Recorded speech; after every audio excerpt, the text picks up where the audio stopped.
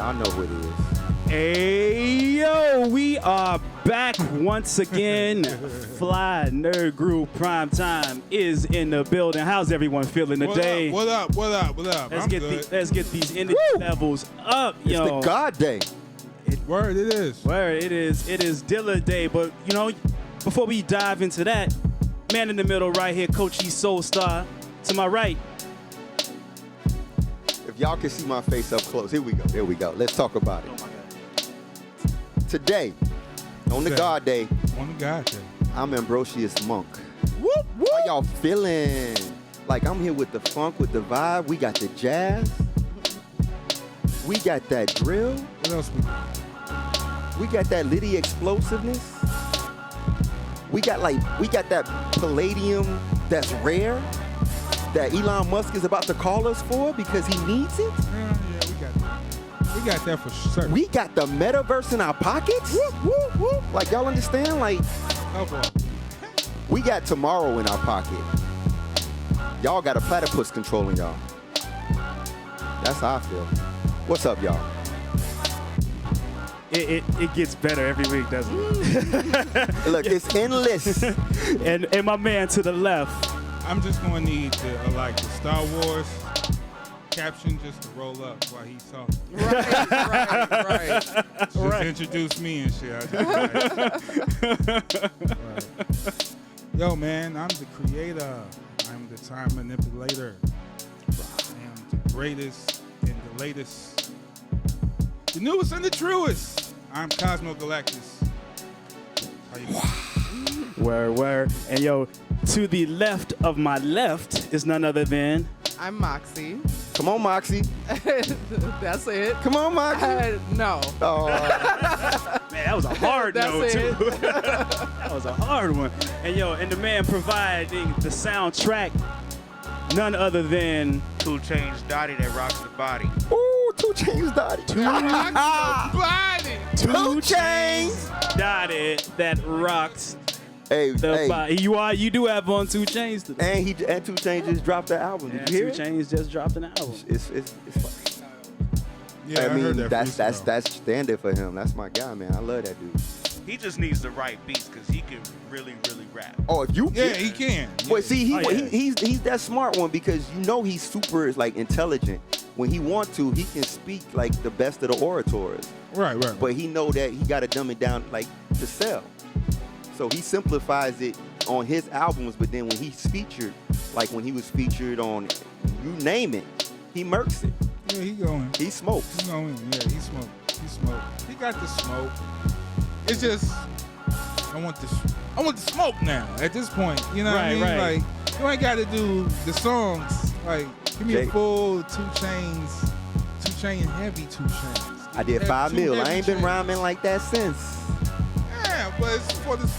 All right, so you still trying to sell records today? Or He you is. doing it for the sport? He doing it for the money. You can still do it for the money because you have a catalog. A strong catalog. Yeah, Strong. A long catalog. Strong, yes. I don't know. I be finding it funny, like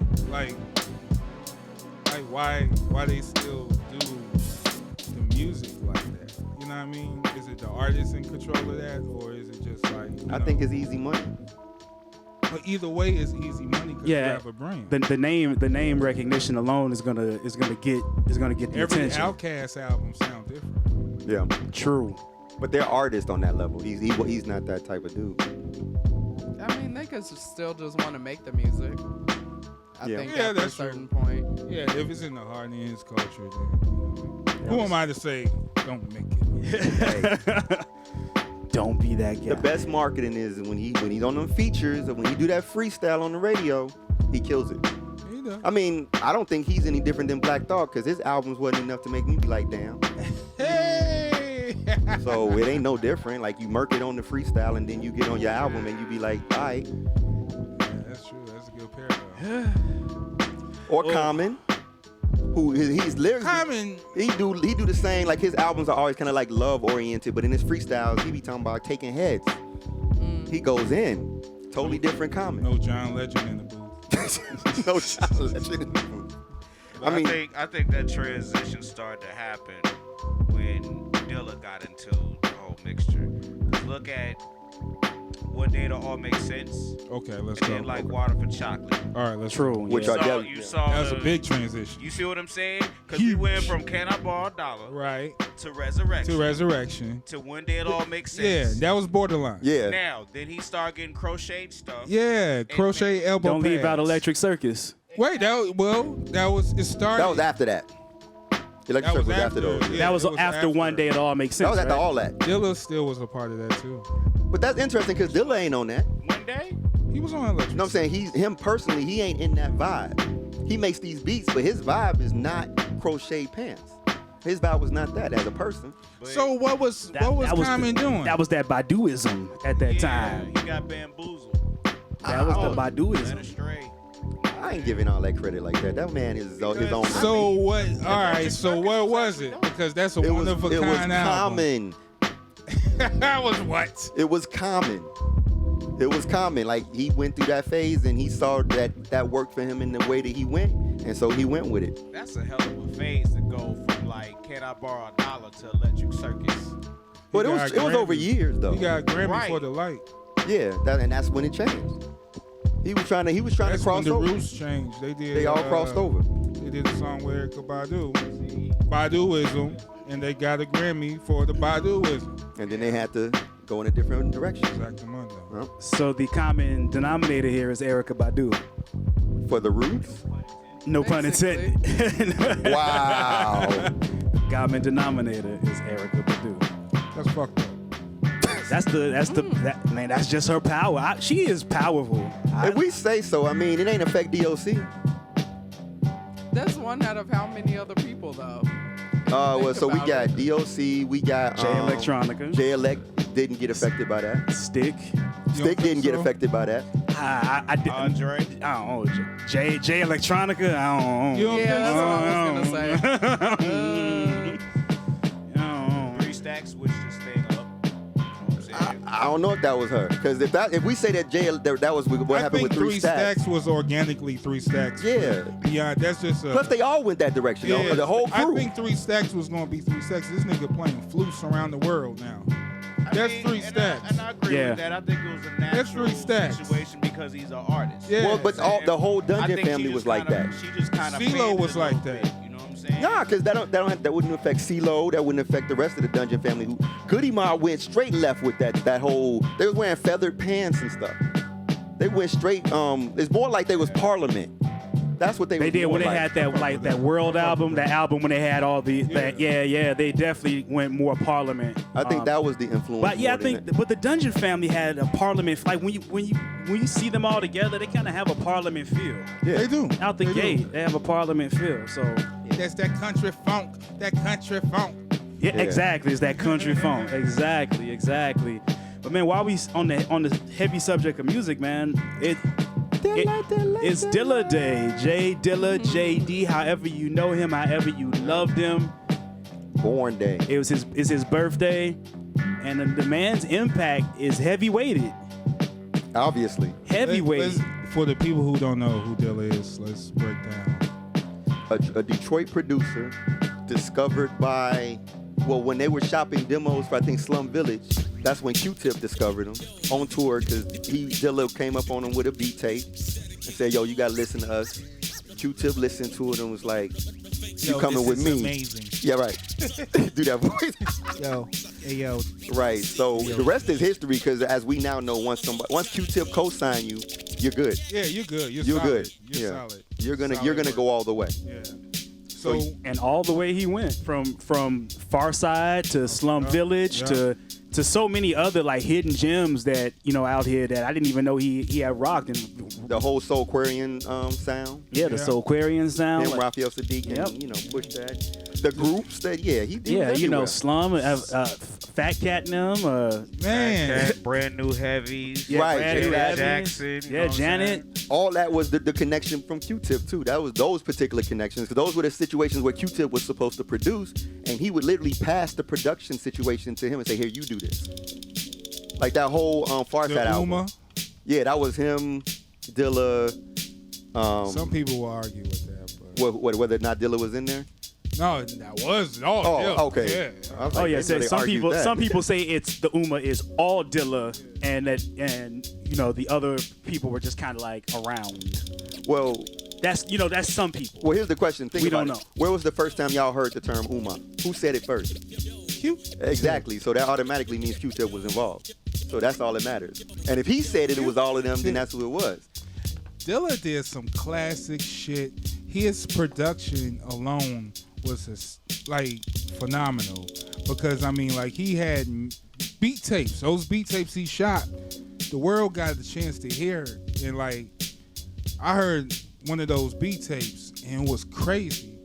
Sound like some Wu-Tang shit. It was very Hard grimy. Wu-Tang shit. I'm Heavy like, dude, bass, I can hear grimy, Ghost rusty. and Ray on this. Years later, what was that album Ray did? Cuban Link 2 or something? Cuban Link 2, yeah. All them Dilla beats? Yeah. That was on the there. shit. Yeah. Yeah. I'm like, wow, this is crazy. Busta Rhymes get the craziest beats. And he used them. Dude, he works. he use it, He's probably like- one of the best to smoke them beats. Yeah. He might Oh, be. yeah. You know how to He walk got those the best of the best, in my opinion. Like, so Yeah. hardcore is ridiculous. Yeah. All of them. Still Shining? Oh yes. Oh, And you yeah. know, that particular beat, I thought Buster wrote to the beat. Or he made the beat to the rhyme or some shit. No, he made the beat first. And Buster wrote to the beat. I'm like, dude, what the fuck? So you made the beat? Like, what's Around. your... He was Yeah. a scientist. I think he broke a lot of major music codes. Like, he learned music theory and beyond. What a lot of producers not learning about is real music theory. And there's codes. There's a music code. And there's a Ghostface song. I think it's Beauty Jackson or something. Okay. And he sampled this record. And I swear to God, I heard the original over and over again. There is no space. To Like, get it's just dialogue. Oh, Like, yeah. He had to piece it from like small segments. dude, I'm like, it's a Yeah. microsecond of sampling and rearranging to Yeah. a micro. You could To put your- recreate it, basically. You could put you could code. That's key mapping and all that. You could do that in production. But it takes a fucking finite like. And was he using that back then? That's what I'm I saying. don't think Yeah, he was well, even wow. using that type of stuff back then. What? like Yeah. magic. What did he make that on? Because if it was that old, that means he didn't even have like the tech of. No, it wasn't on a computer screen. It was Yeah. on the MPC. So it was on the MP. So he was really. He was taking his time. He was. You could key map it into a keyboard. You can. Yeah, but it still wouldn't be that. It would to get it to that precision because I'm sure it wasn't the perfect segments. Sure, they was all over the place in terms of where they began and end. But it sounds like a perfectly mixed chop. Yeah, Another, in my opinion, perfect beat that he did was "Keep It Moving" on Busta's first one. And if you listen to, if you know the sample, how he chopped it is crazy because I tried to recreate it and I was like, wow, that's complicated. nuts. But the more complicated one was the little brother with Mos Def and Talib. How Okay. he chopped that Roy Ayers because it was talking all in the beginning, See? and how he chopped it but made it go Like it was no and missing. the hi-hat was still right there, and I was like, that's nuts. Because if you sit and listen to it, it's dialogue all in the middle, and then Roy Ayers starts singing. Because he took Yeah. the beginning, and then he took part of like the first little verse. And I mean, to this day, I was like, son was crazy with it. Yeah, he was in his own. dude, he's like a magician. So we talking about all this technical producer shit, but he made bangers and jams too. Find a Way, you know what I mean? He made the whole Vibrant Things. That was him. You know what I mean? Like Yeah, killed it. that's straight up club hit today. Yeah, Record, yeah, Yeah, Vibrant come thing. on. Come on, people. People Yeah. go. People Everybody. Getting go. up and dancing. Everybody right, go nuts. still. Showing their Vibrant Things. Breathe and Stop. Yeah. Yeah. Running. I mean that whole that album right there. Stakes is high. I was just gonna say that whole album, nobody really talks about it, but it was like some heat on it. Oh, It's a lot of It was heat. full of heat. The song with Buster on there too. Woo! Yeah. That's Yeah. what's up. Yeah, his Yeah, first it solo goes was next shit. Yeah. People just typically what I find is that people are never did ready for Dilla. He brought a different sound to a Tribe Called Quest. Yeah, a different sound. Yeah, A very different. Very sound. different. More heavy, bass heavy. Like when Phony Rappers first came on, I went crazy. yeah. It was more With speakers, like, oh my God. It was more What the It was more like stripped down than Tribe's. Yeah, they were more full. Yeah, So, was that a good thing or bad thing? for them it was great. For them it was great. It worked. It might not work for everybody because like what he did with Farside was totally different than what he did for them. But that was JD before anyone knew what he was. So. Yeah, It was kind of. It was younger. But it was still ridiculous. Like to this day, them beats on that Lab Cabin are like fucking untouchable. Oh, running is a drop. Yeah. Those are amazing. Yeah, all People that. don't give Lab Cap in California the respect it deserves. Man. They Lab don't. Cap in California They don't. is Everybody dope. was on new NYSD. Yeah, man. We They got missed that era. They missed that part. Shame on you, man. You Shame. missed out. Shame. You missed out. He said shame. Shame. I don't know. Shame. Lab Cab had to grow on me. I was just like, I don't know. I love that album from day one. Because if you follow JD's situation, when you heard his production that he did with Mad Skills, Okay.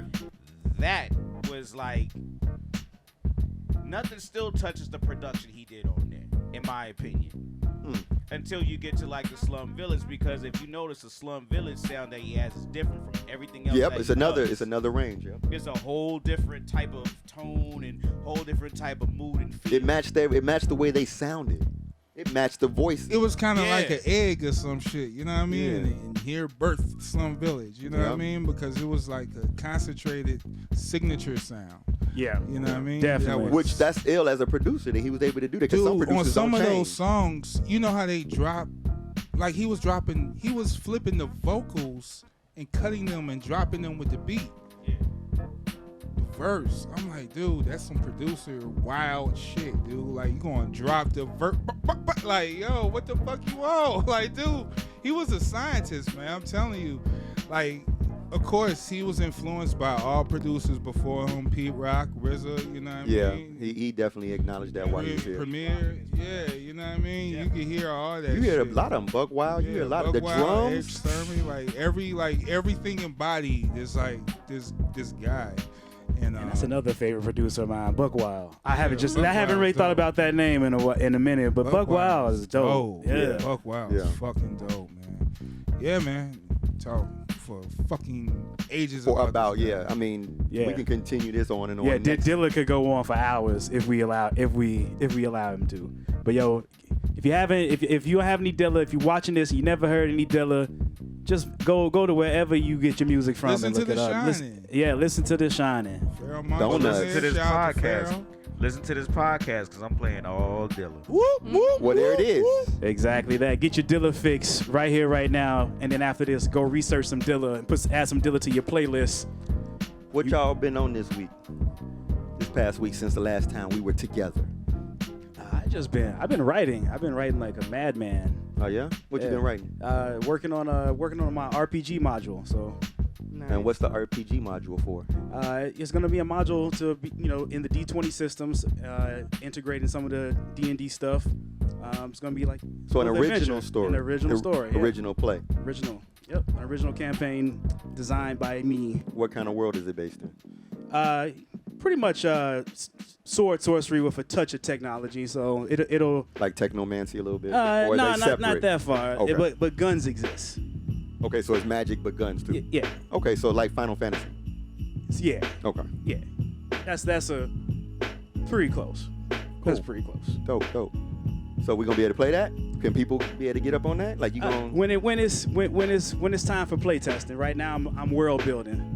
Okay. Right now I've just been world building and doing backstories for all the NPCs. Okay. For those who don't know, what are NPCs? Non-player characters. So those are all the characters that the DM, Dungeon Master, or however you call your person, will be controlling. Do you know a dungeon master? I know several, but I am one. You're a You're dungeon a master. dungeon master? Yeah. What's that mean? So I run the campaign. So the players. I am the boss overall. I design the challenges. I set the parameters, and people will play within my world. And the players typically tend to hate So you how before do you set this all up? I mean, well, first I just write it all out. That's number one, and So then you write first. I write first. I write, so I develop the backstory. I develop the setting. I develop the characters, the bars, the taverns, the names of the shops, the towns. So you go to every little nook and cranny. You have to, even Right. if there's a high percentage chance you can build a whole world, and there are sections of it that the players never go to, but you build the whole world so it's immersive and they So can they can go wherever they wanna go. they want. So I build a lot, and maybe you know it's just like when you recording albums. You know, you record a lot, and then you cut it down to what's fitting. Okay. It's the same. It's the same thing. So I build out the world. I present everything, and then it's up to the choices that the players make.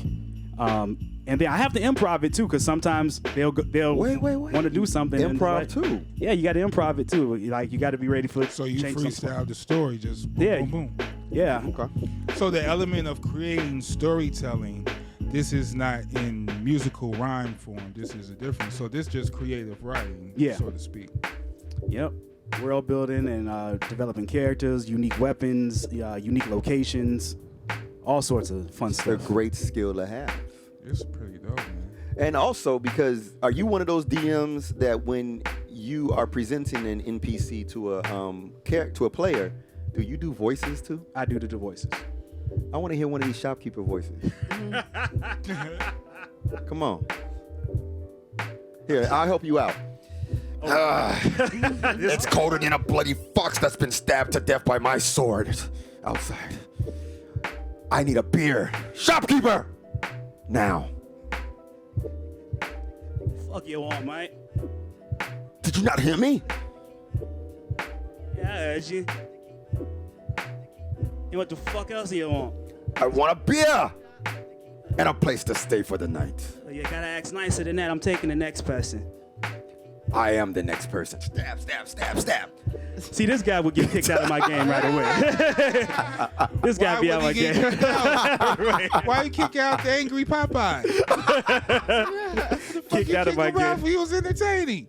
No, I wouldn't kick him. No, that's great. See, I like that. See that? So I like that's those. how that works. So that chemistry, that freestyle, Yeah, it can happen. was improv, Yeah. like on the spot right there. Yeah, Right. yeah. Entire conversations happen that way. Like, because you never know what the players are gonna say. So I have to answer. We don't know what he gonna say. Right? Yeah, How they don't. do they win and how you lose? Well, there is no real. Well, to finish the campaign alive is normally the gist of it. To get to so it's whatever the end goal is. So I would set an end goal. So like, let's say it's to collect 7 weapons. Of various types. So once they collect all 7, I would design a boss fight, and then it would video games type ending. Okay. So set up. Yeah. Grand finale. close. Exactly. Remember the Choose Your Own Adventure the books? Yeah. It's like that. He sets up the options what we can choose from, and if we choose left, then he starts going in that direction. Yeah. I have to So be there's prepared. a finish line. And There's always a finish line. But you can just always extend. You can just always extend the finish line. what do you win? Trophies or something? Nah. I mean, Bragging Bragging rights. rights. good game. Rights, bub. Normally, what happens is when players realize they get into the end of the campaign, we're already plotting the next one to start. So normally it's like come to the end, and all right, we're gonna take a couple weeks off and on to the next one. So it's just adventure after adventure after adventure. It's Lord of the Rings. Okay. So yeah, it's just endless adventures until we get tired Homer of in the doing bushes. That's what's up. That's what's up. it. Pretty much. Do they create new characters or is it the same characters? Tend to create new characters. Okay. I have as a player, I've been a part of what has been called a legacy campaign, where I played the same character over 2 games. Oh. And that was fun. Cool. So, because it was kind of like we had to flash forward to what we were doing and shit that had happened in between. Right. So I had to design. It was my first time actually having to create a story for a character a character that was in a previous adventure and say what he was doing over the last 20 years, because it was like come back together as old men. Oh wow. It was kind of like got to get the band back. It was together. like it. Yeah, pretty much. It was like Right. got to get the band back together because the asshole came back to life. Okay. So and we played out the old man tropes and stuff like 45 that. is back. Not too old for this shit. Few days for retirement. So is this all knights in armor, or could it be any? I mean, it could be any setting because scenario? I've played future settings, I played past settings, I I've don't played mean to mixes. say knights in armor like. Yeah, I know what you mean. Yeah, I've played in all sorts of settings. It could be menace to society. I mean, if you design Mark it ass that Buster. Oh, Mark ass Buster, run up. What up? D motherfucker. way, and I have to make you roll for intimidation. There you go. I have to make you roll for intimidation. The sky's the limit. Yeah, I mean, you can make an RPG about anything. We gonna make a Fly Nerd RPG. I fucks with that. That's gonna be I fun. fucks with that. What about you? Word. Hearing stories and creations like this, I've been on some visual shit, man. I've been working on photos and just concepts and just pretty much just harvesting. You know what I mean? Like just getting things getting things cracking for this year. You know what I mean? And what's going to really happen in the next few months when the weather get better. It's been crazy cold out here, Yeah. snowing and shit. But once we get past all that, it's Chicago. You know what I mean? Yeah, that's straightforward. Just really just brainstorming, man, and working on photos, working on troubleshooters. Word. You know what I mean? Working on Shout out troubleshooters. yeah, working on the little guys. You know what I mean? Taking a lot of dope photos, getting the graphics, and just working on everything. Working on this show. Of course, You know, of course. Working on this shit. Expanding the brand. Yeah, man. Just working. Creating, and planning. Nice. What about you? I've been preparing for this show that I'm about to start working on. Okay. Mostly. That's pretty much what I've been doing in the past, since we were last here. That's starting up soon. I've been organizing stuff for these photo shoot looks that I want to do, like concept ideas for them. Okay. So they'll be based around like colors and different like color schemes and like themes of the colors. So I think that'll be a cool idea. So you're kind of being a creative director? You're right, yeah, and it's really just looks on myself. It was just an idea that I thought of, and I was like, I'll put it together and take pictures of it. So Oh, okay, dope. Yeah. Dope. so that should be cool. When you prep for your show, or for the show you're about to be on, that consists of what? So it depends. Like if like on this show, I'm working out of the trailer, so it's like more prep. Like you have to I have to get all my hair stuff together. There's a ton more people that have a lot more stuff than me. Like some people will have like totes full of stuff. Okay. And you get a load-in day. So our load-in day is on Friday. You have to, now because of COVID, we have to be like in a testing cadence. Okay. So I have to start testing on Wednesday, test Friday, and then like 3 days a week after that. And loading in the trailer is basically like getting all your stuff set in. They do lighting tests for the actors. Sometimes they'll do camera tests, and just kind of like run through small stuff, like maybe things that they want to check if it'll work, like an effect or something. And just check out the sets and stuff like that, and really just getting your trailer ready because the show starts on Valentine's Day, actually. So Network TV? yeah, it's gonna be on FX. Okay. Yeah, Nice. I'm not sure when it may air. Maybe within the fall of this year, because it got greenlit pretty quickly. Okay. Because we shot the pilot last summer, so it got picked up pretty fast. Nice. Word. When you're doing your makeup, do you have to like consult with like people who are like the director's vision, or when he's with lighting and certain like vibes, such as what tones he's gonna have in the film, what filter he's gonna use? You mean like on a professional set? Yeah. Yeah. So anytime there's like a look for a character, it's all continuity based. So like there's photos for hair. Like I've worked in both hair and makeup departments. They're separate departments, which is good because that would be a fucking catastrophe. Excuse me. Like very realistically, it would be too much.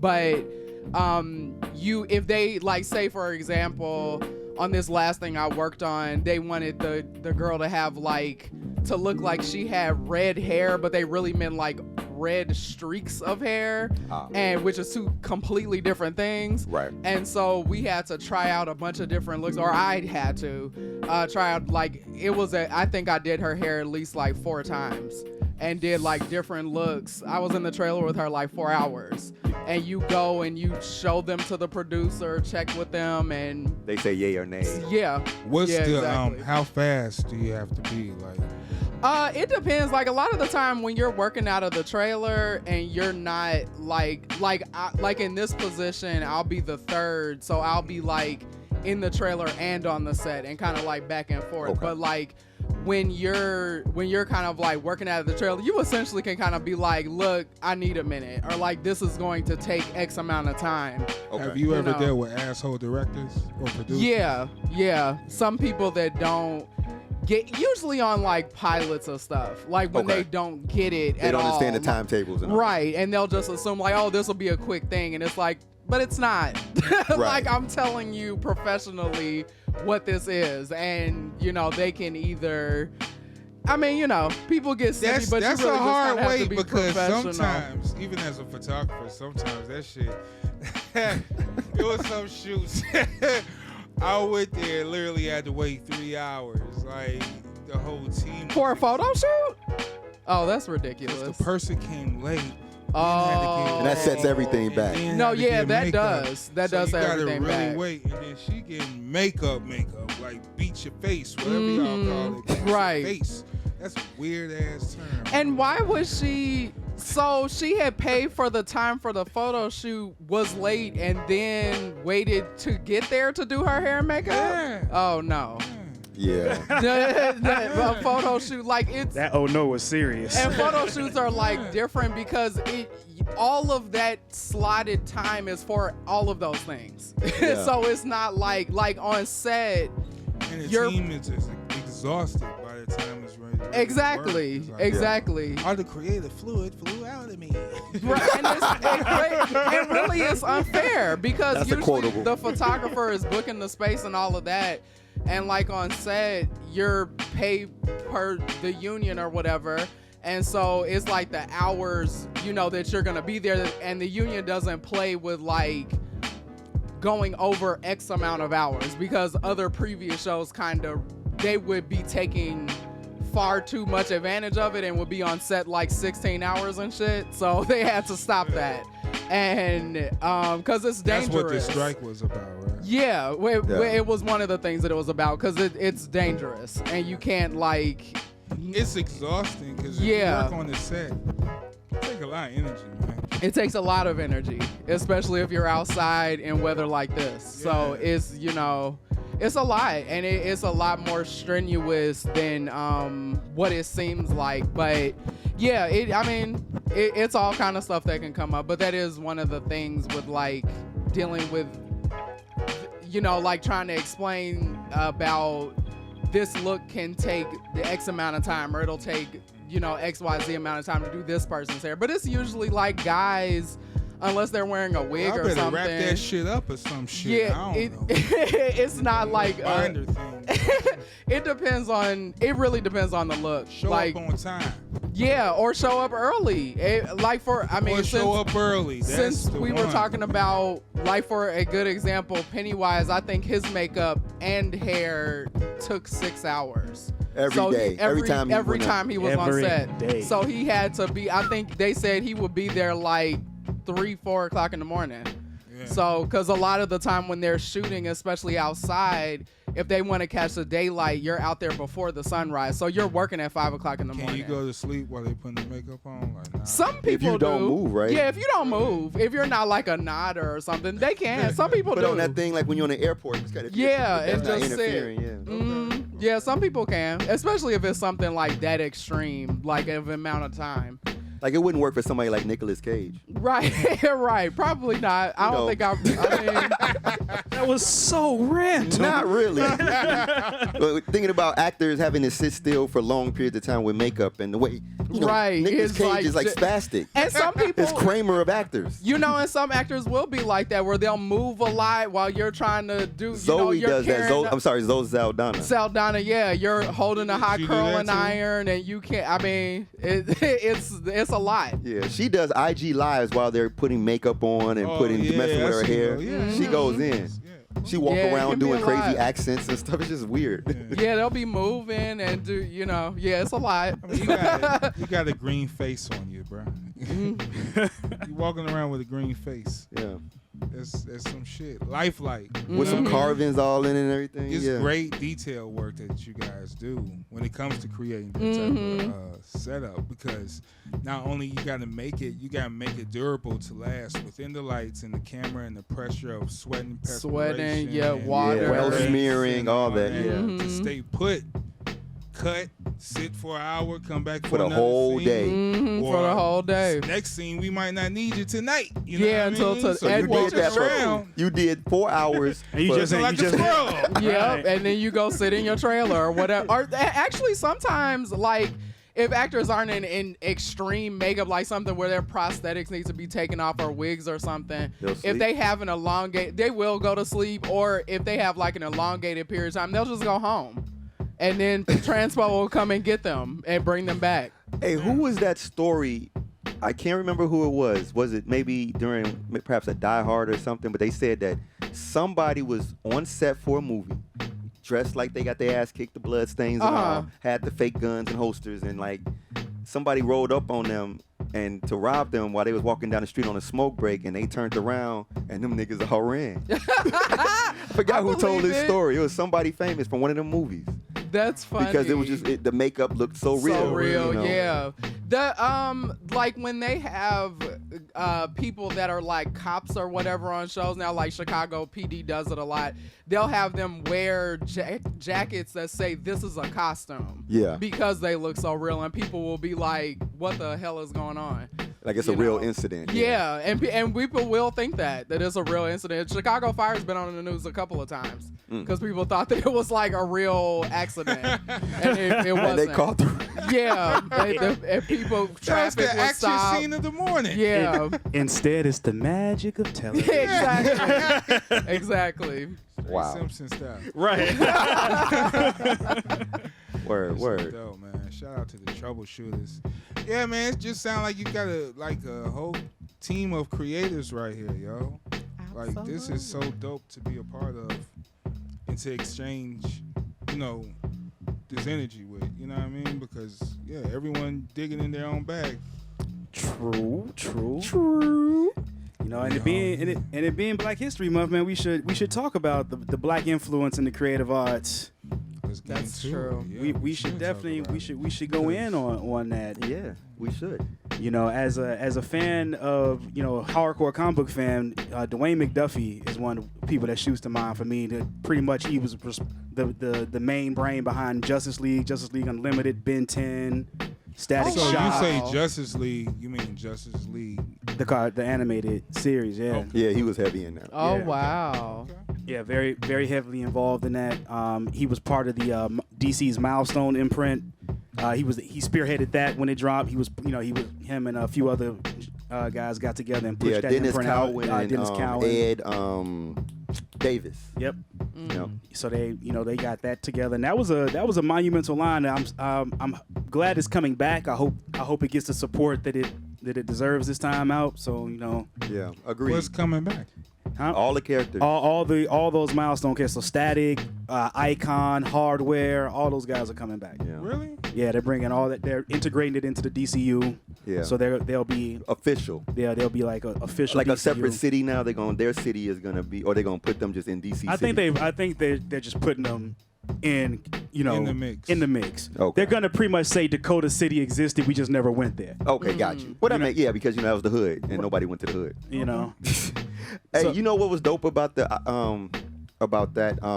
them putting together that comic book company and having that distribution through DC, but they retained the rights to all the characters. Yep. For that to happen at that time period as Black creators, or as creators at all, because no one else got that privilege. got that. No one Yeah, got to that. go to link up. publish at a big house and but not retain the lose rights. it, Yeah. right? And then so much so that they were able to walk away with those characters even when With DC said dignity, enough. right, yeah. Yeah. Yeah, I think the only thing that stayed around were the animation rights to Static because they were filming that. But yeah, because they were currently filming that. But Dwayne McDuffie kind of gave he wanted Static to grow bigger. He was kind of He like knew. Yeah, so he was kind of like let them play with Static for a while, like let them have Static and let them build up Static, because while I do this stuff over here. Yeah, a lot of people are saying particularly about the character Static, is that he's equivalent to Peter Parker, except he's more complex because he has all the exact same issues and problems that Peter Parker has, but he also has the being a young black kid thing going for him. And in the comics, they don't shy away from those circumstances that you might wind up in as a black kid walking down the street and the cops pull up on you. Like he goes through all of that on top of being broke, young, confused about his morals and his power struggle of what he should and shouldn't do. He goes through all the same stuff. Yes, no. So the character has a lot of room to grow, and from a dramatic perspective, it's a perfect character. So when they created that guy, they knew what they were doing. They were professionals by the time they got there. Yeah. So, these were established pros. Yeah, they too. knew exactly what they were doing. These weren't rookies coming. So to what it. year was this? That was like the early to mid 90s. Yeah. It was like 93 to 97, I think the line was published. Maybe beyond 97. When did we start? I mean, all right, so there's like comic books in the 50s. There was comic books all the way before that. See? Yeah. I mean, there was all Negro comics in the 1947. Right. Oh, yeah, wow. and then I did not know that. Yep. All black creators, characters, publishers. Everybody was all black. Wow. All black. and then there was fantastic. a little known cowboy book called Lobo was the first one to have a black character on the cover that was That wasn't an anthology. That wasn't an anthology. Wow. Brilliant too. And then we get we get Black Panther in 66, I believe, as the first black character in a mainstream comic, to kind of jump out. But then we get Luke Cage, the first black character to have his own book. He was the first to have his own book published by one of the big two. Yeah. So Luke Cage was the first black superhero. So literally, he was the first between the big two, the Marvel or DC, not an indie, not a small guy. Well, yeah, Yeah. That's he was Marvel. Go ahead. He was the first one to have his own book. Like there was no Black Panther got his start in Fantastic Four, and he appeared in other anthology books before getting his own book much later. And Falcon came in at Captain America. Yeah, Falcon came into into Captain America.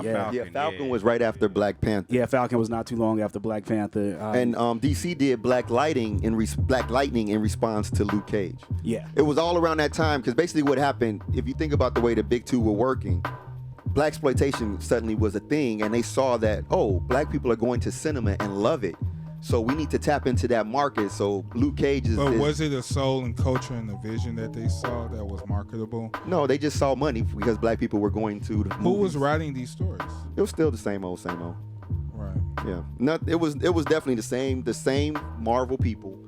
It wasn't like they went and got... Well, the difference was actually, I correct that. Marvel with Luke Cage had white writers. Black Lightning did not. DC went and got, and that was their spin when they put out Black Lightning, that it was a black writer that was doing it, a black creator. That's dope. Okay. Yeah. And I mean, not that it really changed much because he still was writing within the sandbox of what they said, as the editors would come and say, hey, you can't do this, you can't do that. No, he can't beat Superman. Right. You're crazy. First thing I'm doing, Zach, ow! But even at that same time, there was like, even though Luke Cage is known as Power Man, there's actually a Power Man that came out in the 60s in England. And that character was, they didn't try to market him here. They tried to market him in like Africa, South Africa, and other places. Did it work? Yeah, it worked. Yeah, it had a strong following. It was just, once again, the publication didn't have legs. Financially, it just kind of ran out of steam. And that is because it's not happened. supported by most of the comics. Even after they created the Cages, white people weren't necessarily going. So fun fact, and you probably know about this. So when Kirby created T'Challa, Let's go. T'Challa was based on the idea of Waku. what was he? Wakuda. That was back in the Atlas comic days. Yeah, the Atlas comics. So he was a part. I think it was Jungle Comics, the Jungle Anthology. Rather, it was a series of stories in like jungle settings, and basically Waku was the prince of South Africa, some South African kingdom or whatever. But when Kirby decided to kind of resurrect that, and then he came up with the idea for T'Challa, he wanted to call him the Cold Tiger. Yep. Which is all types of wrong, which Stan Lee saw. The other thing that Kirby had did, which Stan Lee understood would be a major fail because of racist, Kirby had left this part of the mouth part of T'Challa on the comic. So you saw he was a black man, and the way Stan Lee said it was like, nah, man, like they're gonna shit on this like they do every other black character that we come out with. So let's not let people know he's black until they buy into the character. And then we're gonna unmask him and you've been liking a black man all along. I don't know. That's crazy they had to do all of that. Yeah, that's what I'm saying, because it's kind of obvious. You kind of know who he is. You think so? Well, I mean, he actually in the Fantastic Four book, they show him without the suit first. Like when he makes his first appearance, he's spying on the Fantastic Four. He invites them to Wakanda so he could test them. He brought the Fantastic Four to Wakanda to hunt them. Mm-hmm. And so he was like, before he put on, he was like, I am Prince T'Challa, but when I hunt, I am I'm the Black Panther. Right. Yeah, he stalked them. Yeah, see, look at that. He's stalking them. Wow. That's funny. All right, this was a shot right there. Work on. But yeah, I mean, it's and what was dope is that on the subject of Luke Cage, his book stuck around a long time. Now I get it that the Black Lightning book did have the writer, but DC really didn't. They didn't push it. They didn't push the character. Whereas on the Marvel fence, they believed in Luke Cage, which says a lot about. They believed in the character. Yeah, and so what happened is, so you had Luke Cage, Hero for Hire, and then you had the hot kung fu book at the time, Iron Fist, over here. Which is all black exploitation and kung fu films at that time. And so they started seeing like, yo, why don't we take our chocolate and peanut butter? Oh my goodness! and make a Reese's peanut butter cup. Oh my goodness! Hey, but think about it. Stan Lee is the one who is coined with the name Black Panther. Now think about the time period when Black Panther was first shown, and he said, "We're gonna name this black superhero Black Panther." You know how that's progressive. That's progressive, and it's really a fuck you too racist. Yeah, so to it speak. is a brilliant counter. It's a major statement. It's one thing Marvel has never shied away from is kind of trying to make a political statement, even if it wasn't, even if because the X-Men were, meant to represent civil rights. I would, if it wasn't for the fact that he had to do all that cover up, I believe the X-Men will be all black, like period. I mean, they had to mix. And look at the changes they made immediately. Look at that. The second wave of X-Men was like super international. Yeah, you had to go to Russia with Colossus. You had Storm from Africa. Right, Storm. Banshee from Ireland. It was like the Benetton of superheroes. But just the whole center of it was about oppression and the political and being an outcast. The social commentary was serious. Even the public didn't fuck with it. Exactly. You know what I mean? Even the public was shame. Yeah. Right. They were mutants. Yeah, they're different, but they look the same. Yeah, what was dope about those early X-Men books is that they would win and lose all in the same, like even in the 60s, they would win and lose. It's like, yeah, we just saved them. And then they still like, get out of here, Mutie. Yeah. Go home, Mutie. Even though they're stronger than any human. That's the thing. Like, y'all should be afraid of them. That's in the books. That's legit. I know it just sounds funny to hear out loud. Yeah, they would call him, go home, Mutie. We don't want your kind here. They would like literally I don't know if we can say Mutie on TV because you're not a mutant, so you can't use that derogatory term. Do you think? I didn't. Do you think the Marvel MCU gonna pick all that up? I mean, think about what happened with Falcon and the Winter Soldier. Okay. So if they touched on that little small detail of him and the situation with the cops and all that, like they didn't shy away from that at all. There's no fear when you're dealing with characters that are dealing with racism from a non-color base. It's easier to even address it. It's like killing people and being violent on TV with people who have blue or green blood. It does not, you know, you can do that. So they can go all in with X-Men and really talk that talk. Like, I wager Magneto having some very, very dope dialogue.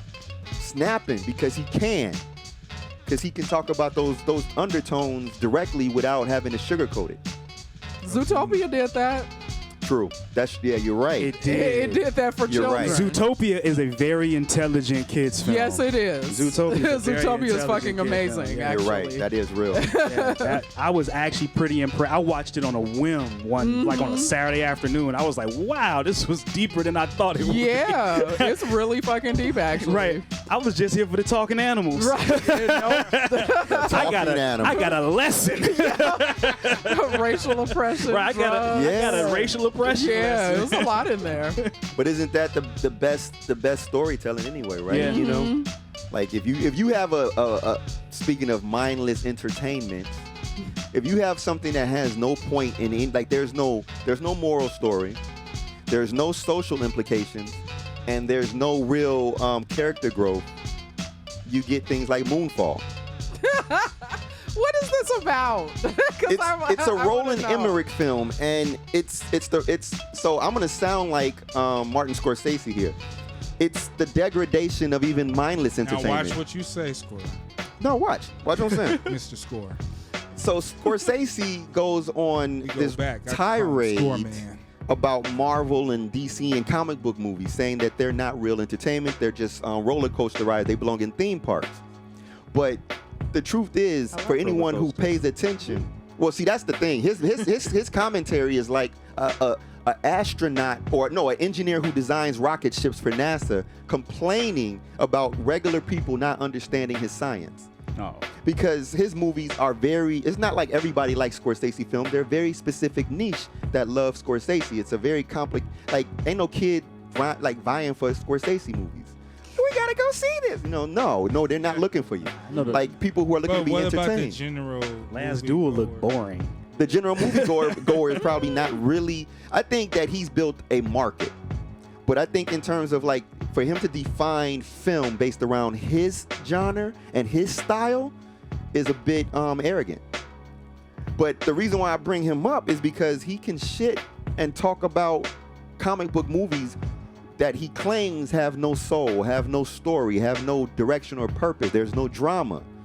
But then I just watched Moonfall, which is like, I've watched Roland Emmerich movies since way back, and I've slowly watched them degrade into oblivion. There was no point to this movie. There was no character development.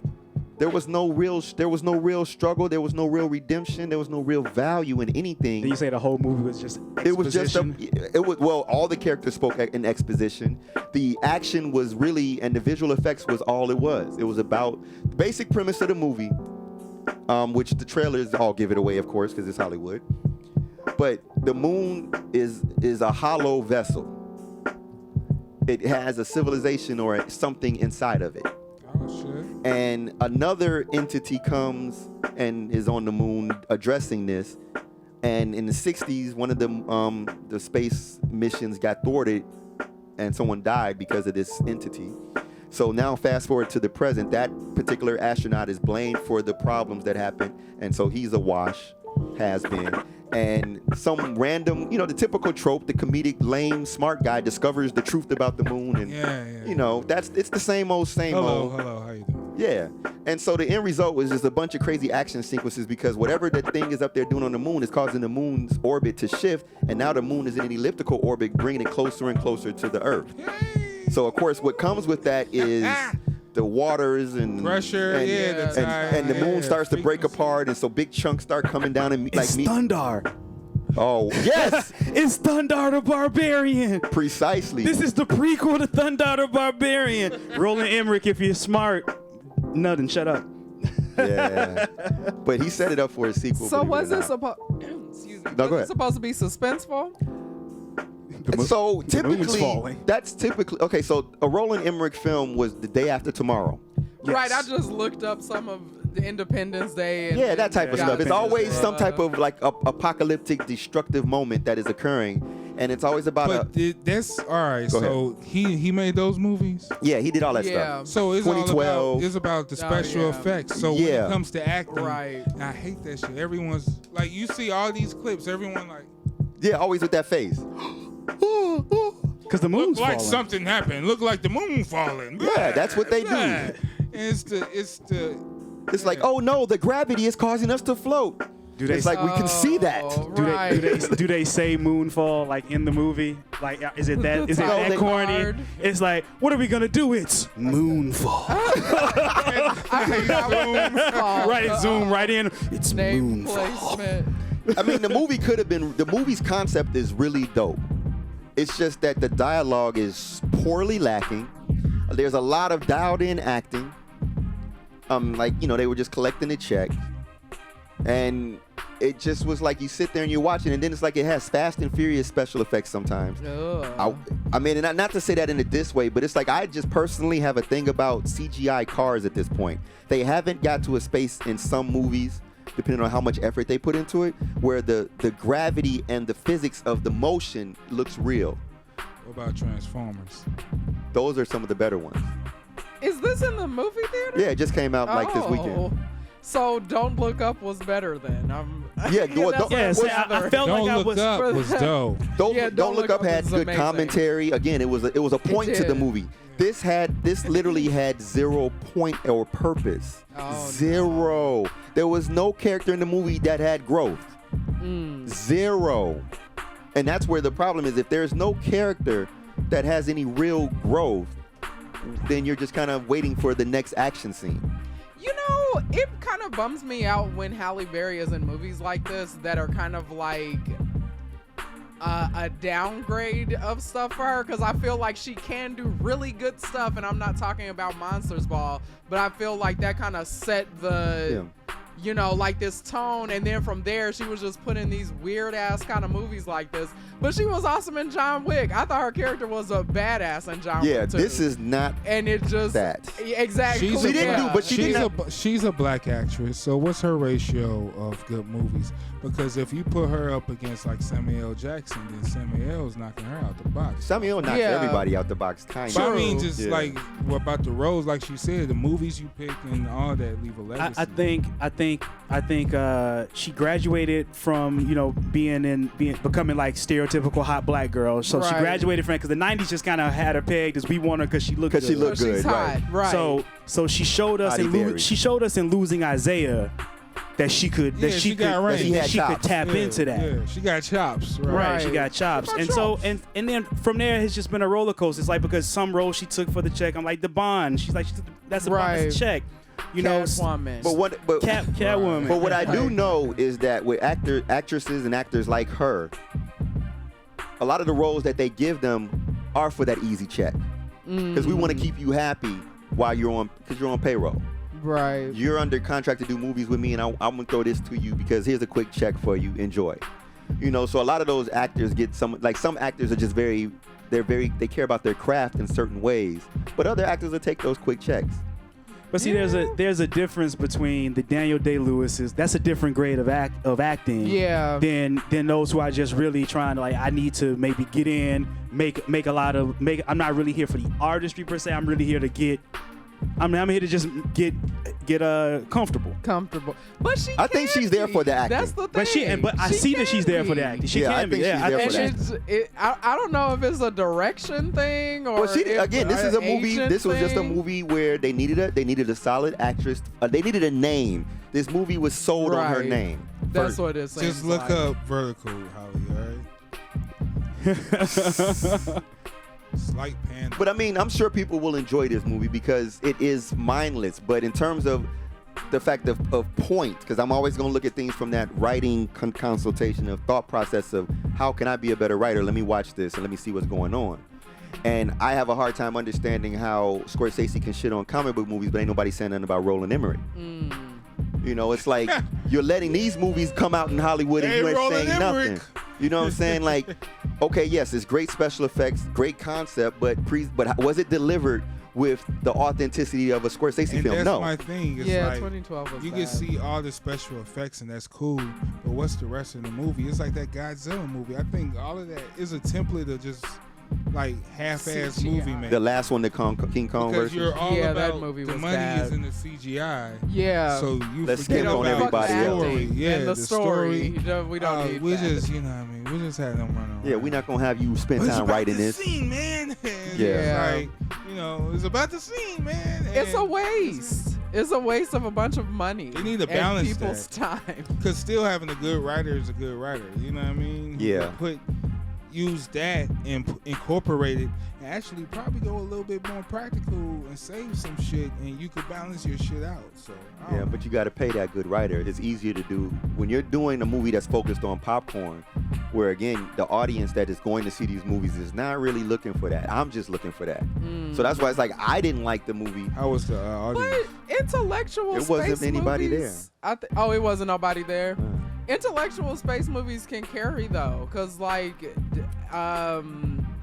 Arrival, Interstellar. Interstellar. was Yeah, wild. what was that Interstellar. Mars and I don't movie even with like space movies, Damon? but it, Oh yeah, when he had to He was stuck on when Mars he with the stuck on potatoes. Mars with the potatoes. Oh yeah, I forgot what that's called. Yeah, I forgot what that was called too. Yeah, that was not. Yeah, that was not bad. Yeah, but it's, I liked Gravity. Yeah, Gravity was fucking wild. Actually, that was Yeah. kind of scary. Yeah. Gravity. Yeah, that's why I don't floating in like space. movies. but even that's a particular niche. So like the intellectual space movie is a specific. You know, there's. So I'm speaking too smart. Are you personally? Yeah, I mean because now we jump to popcorn movies. So Well, this is a popcorn movie. That Moonfall is that completely. goes to my horror question. What I've been asking, like, dumb movies are acceptable. Well, according to what Hollywood says. So I don't know who the audience is per se for that, because when you think about it, again, most people, and the money shows it. Infinity War is like this. It's like that level, right? That's more fan driven. You think Yeah. Infinity War is just a fan-driven movie? You didn't think it was good? Yeah. I do. I mean, it's a good movie. Yeah, it's a dope right. movie. It's One of my good, favorite but I do movies. think Don't it's get me wrong. fan-driven. But it is But- fan driven. Dude, Yeah. it's like 15. That's a reward. That's like this. Yeah, that was the cherry on top that was the of the cherry Marvel on top cake. for watching all that Marvel shit. that was the Yeah. build. Right, that was the build up of years of Well, not Endgame. I'm talking about going Infinity into. War. I'm talking about Infinity War. It led to It- Endgame, so it's the chapter. All 6 hours of that. Yeah, all of that Right. was- All 6 hours. I just like Infinity War better, but. it's just- I mean, I just like everyone else, I got excited when Cavert on your left. right. I got that. yeah. The theater like a hush, and you could just feel the anticipation building. But speaking of anticipation, we gotta take a break, y'all. It is time to take a break. We'll be back with more Fly Nerd Group after this. Space movies are scary. We are back. What is happening, everybody? Give it up for the young Dottie himself, Dotimus Prime, doing his thing on the ones and twos, blessing y'all with all that delicious dilla, from donuts to the shining to so many things, man. So many things. That was real dope, J. Dot. Rest in pleasure. Thank you, sir. I enjoyed that thoroughly. That was fun. That was fun. That was fun. Here's the thing about Dilla, is the swing. Yeah. As a DJ, you was playing a lot of that shit from different eras. You mixed it up, but it's all about his swing, man. Like, It was just the different phases that he went through. Like, just listening to a lot of his beats and then really listening to the samples and how he manipulated them. right. That was the crazy part, because even spitting them, it's crazy how to catch the beat and make it make sense. Because it's like a lot of his beat tapes was a slow fade in. So if you trying to blend it, you gotta catch it on the snare. See, like right now. You know what I'm saying? Like it's trippy, but it's fun at the same time. Okay. Word, that's some knowledge right there. Pro tip. It's science. That's pro. That's He what we was a do. scientist. Yeah. Word, We word. not fly for nothing. That's right. We are not fly for nothing. So what else we got that we've been checking out, fellas? I mean, there's a lot going on, so there's so many bases to cover. But what else we got on deck? What's good? I hear Boba Fett's popping. Boba, you mean the Grogu and Luke show? Or some are calling it now. It's become the good, the bad, and the ugly. Yeah, that's legit. I call it Star Wars. Hey, that's it. That's what the fuck. I like it. I understand it now, and I think it's dope because After 30 years, right? 40 years. Man, it's about time. But saw some. For me, it was refreshing to see. You know what I mean? First and foremost. You know what I mean? The prior episode was all Mandalorian, right? So we got to see his angle and everything. Little Grogu. Like, Yeah, we got a little. What are you doing? What are you doing out here? Right. You chilling with Luke. So you're going to get some training. You're going to learn. You're going to enhance yourself a little bit. You know what I mean? Like, you're going to come up. We saw remnants of Dagobah training. That whole scene with him and Yoda when he was younger. Right. Now he's following that with Grogu. Right. Except he still got to carry him. But he was lifting him with the Force. Oh, that was hilarious when they was walking, right? So he could keep he up. was lifting him with the Force and shit. So Yep. that shit was He said, dope. I ain't carrying you, bro. I like that display of Luke. And I like that display of, like, I'm telling y'all, Grogu must die or some shit because, like, he got the training of a lifetime ahead of himself. Or adventure. Because we know that the Ren revolt is 20 years after Jedi. So where's Grogu? We don't know what happened to any of them people that was there. Right, so I'm just saying, if Grogu was in the temple with him, he either got killed or is just out in space. There's only two options. If they killed everybody. That right? I'm saying that's if they killed, because we know, many Jedi escaped the purge, so it could be. It's possible somebody was like, Grogu's small enough to slip out. I'm the fuck out of here.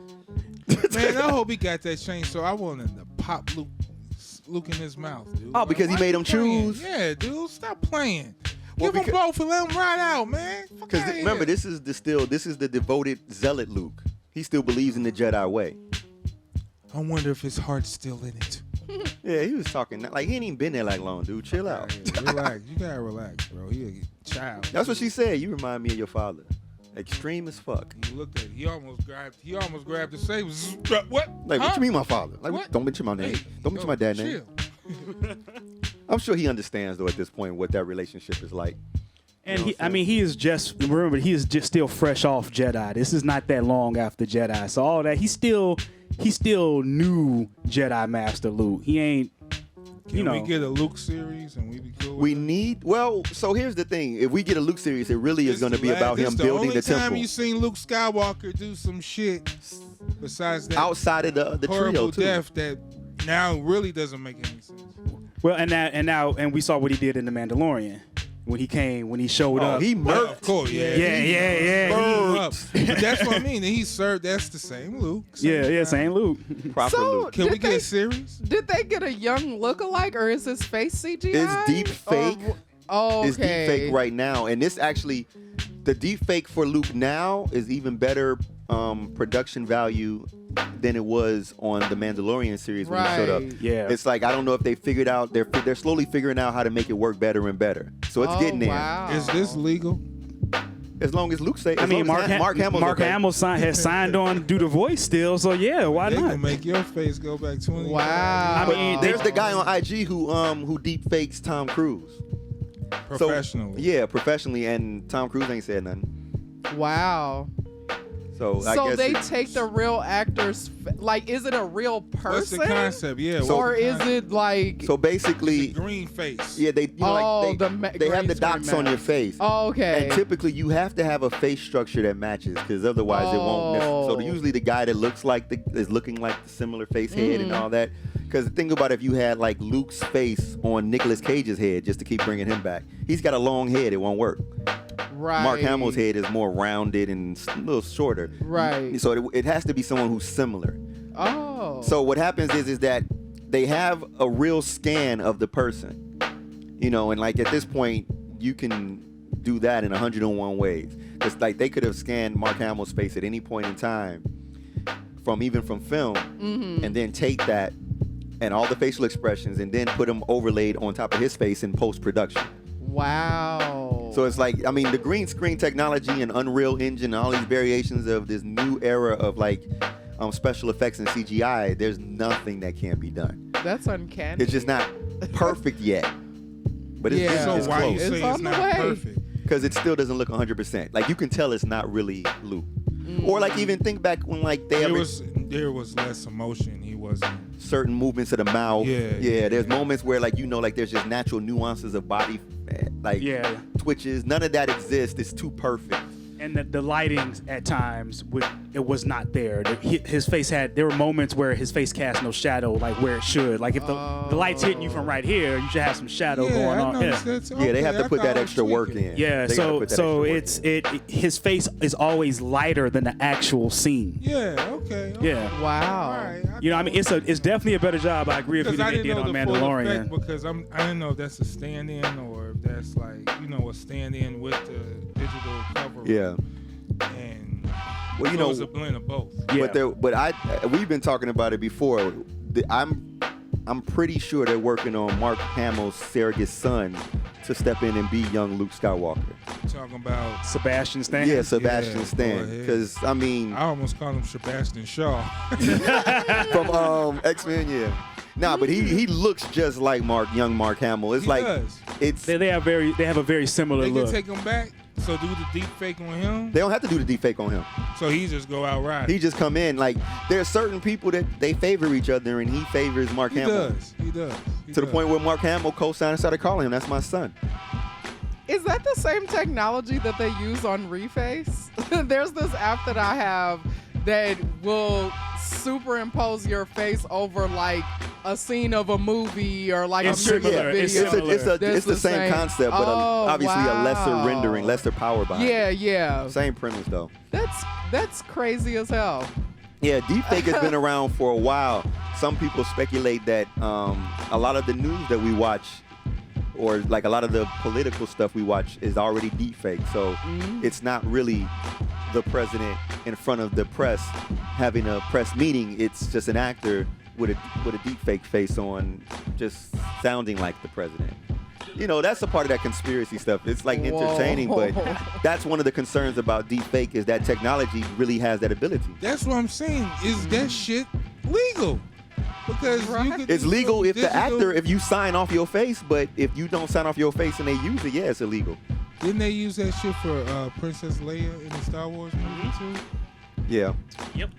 Wow. Is that how they put dead celebrities in commercials? Yes. Whoa, wait, who's in the commercial? No, I'm just saying, just in general. Oh. Like if they'll like say a commercial bring back, like Oh, I know what Futurama you're would talking make about. fun of it. Like if they would have like a dead celebrity be in like a vacuum cleaner commercial or something. Probably. But it would be like either that or CGI.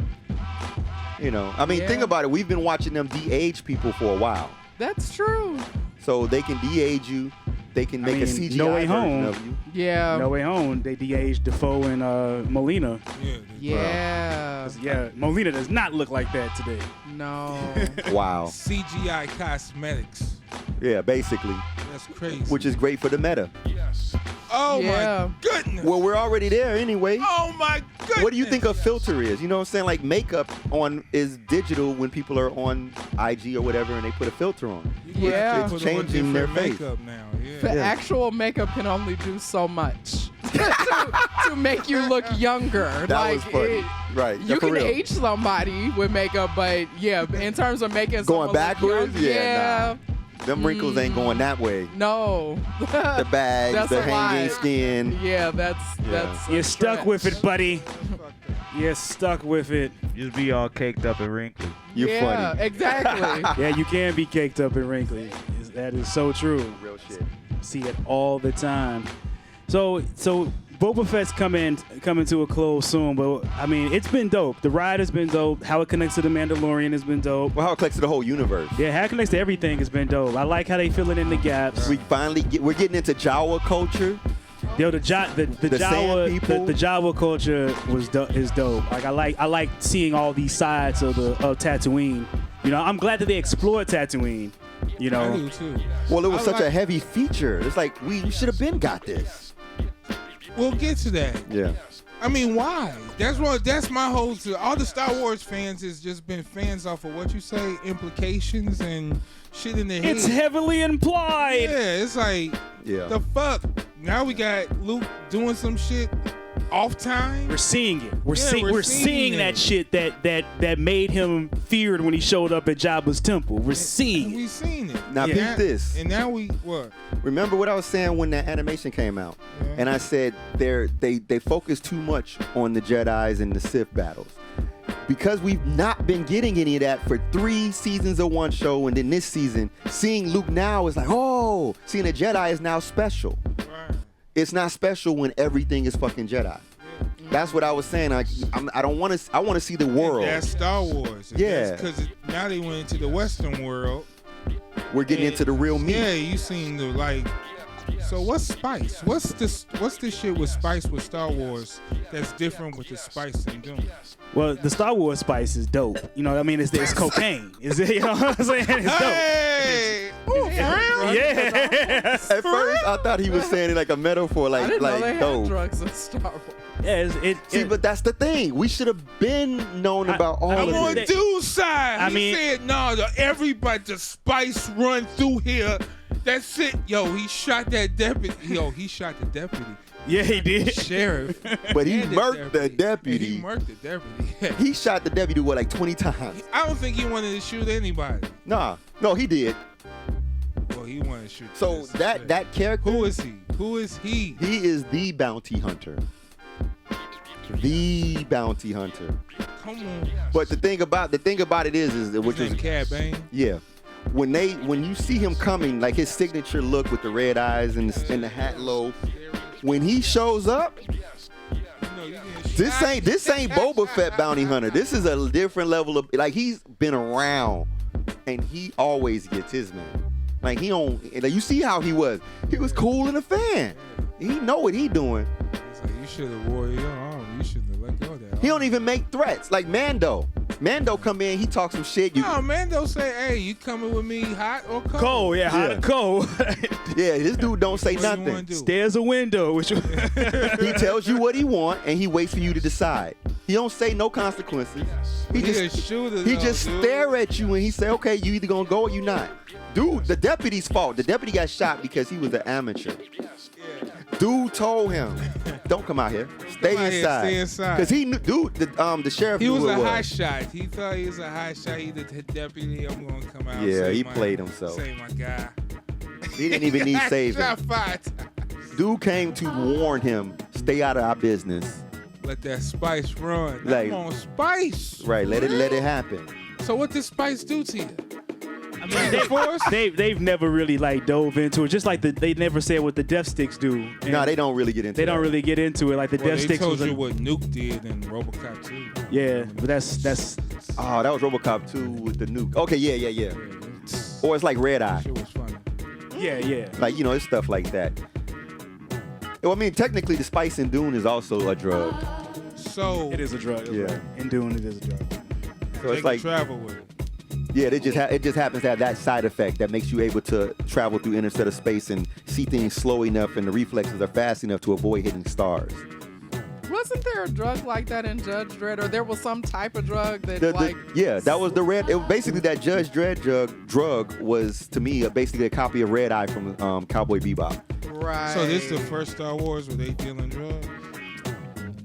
Were they Sheriff- dealing? I mean, probably, I Sheriff, guess he- dealing, showing he the deal. told them- Yeah. He told the goons like, "Yo, I don't want you bringing this y'all through bringing here." This around here.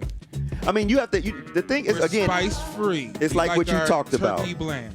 it's implied, right? Yeah, heavily. Because we never knew what the fuck Jabba was smuggling. But it's obvious what Jabba was smuggling. Spice. Drugs. I mean, like, he's a fucking He was a dope kingpin, He was right? a dope dealer. He's the king. He's the boss. Like, he's a mobster. You ain't smuggling like pizza. Pizza Right. the Hut. This is all implied. I ain't never seen this shit. That's what I'm. Well, again, it was illegal. What y'all talking You about? hiring a guy like Han Solo to smuggle something under the radar of the police. You know. I just assumed it was weapons. I always thought I thought it was guns. Oh yeah. I did. I thought Han was smuggling Yeah. guns for him.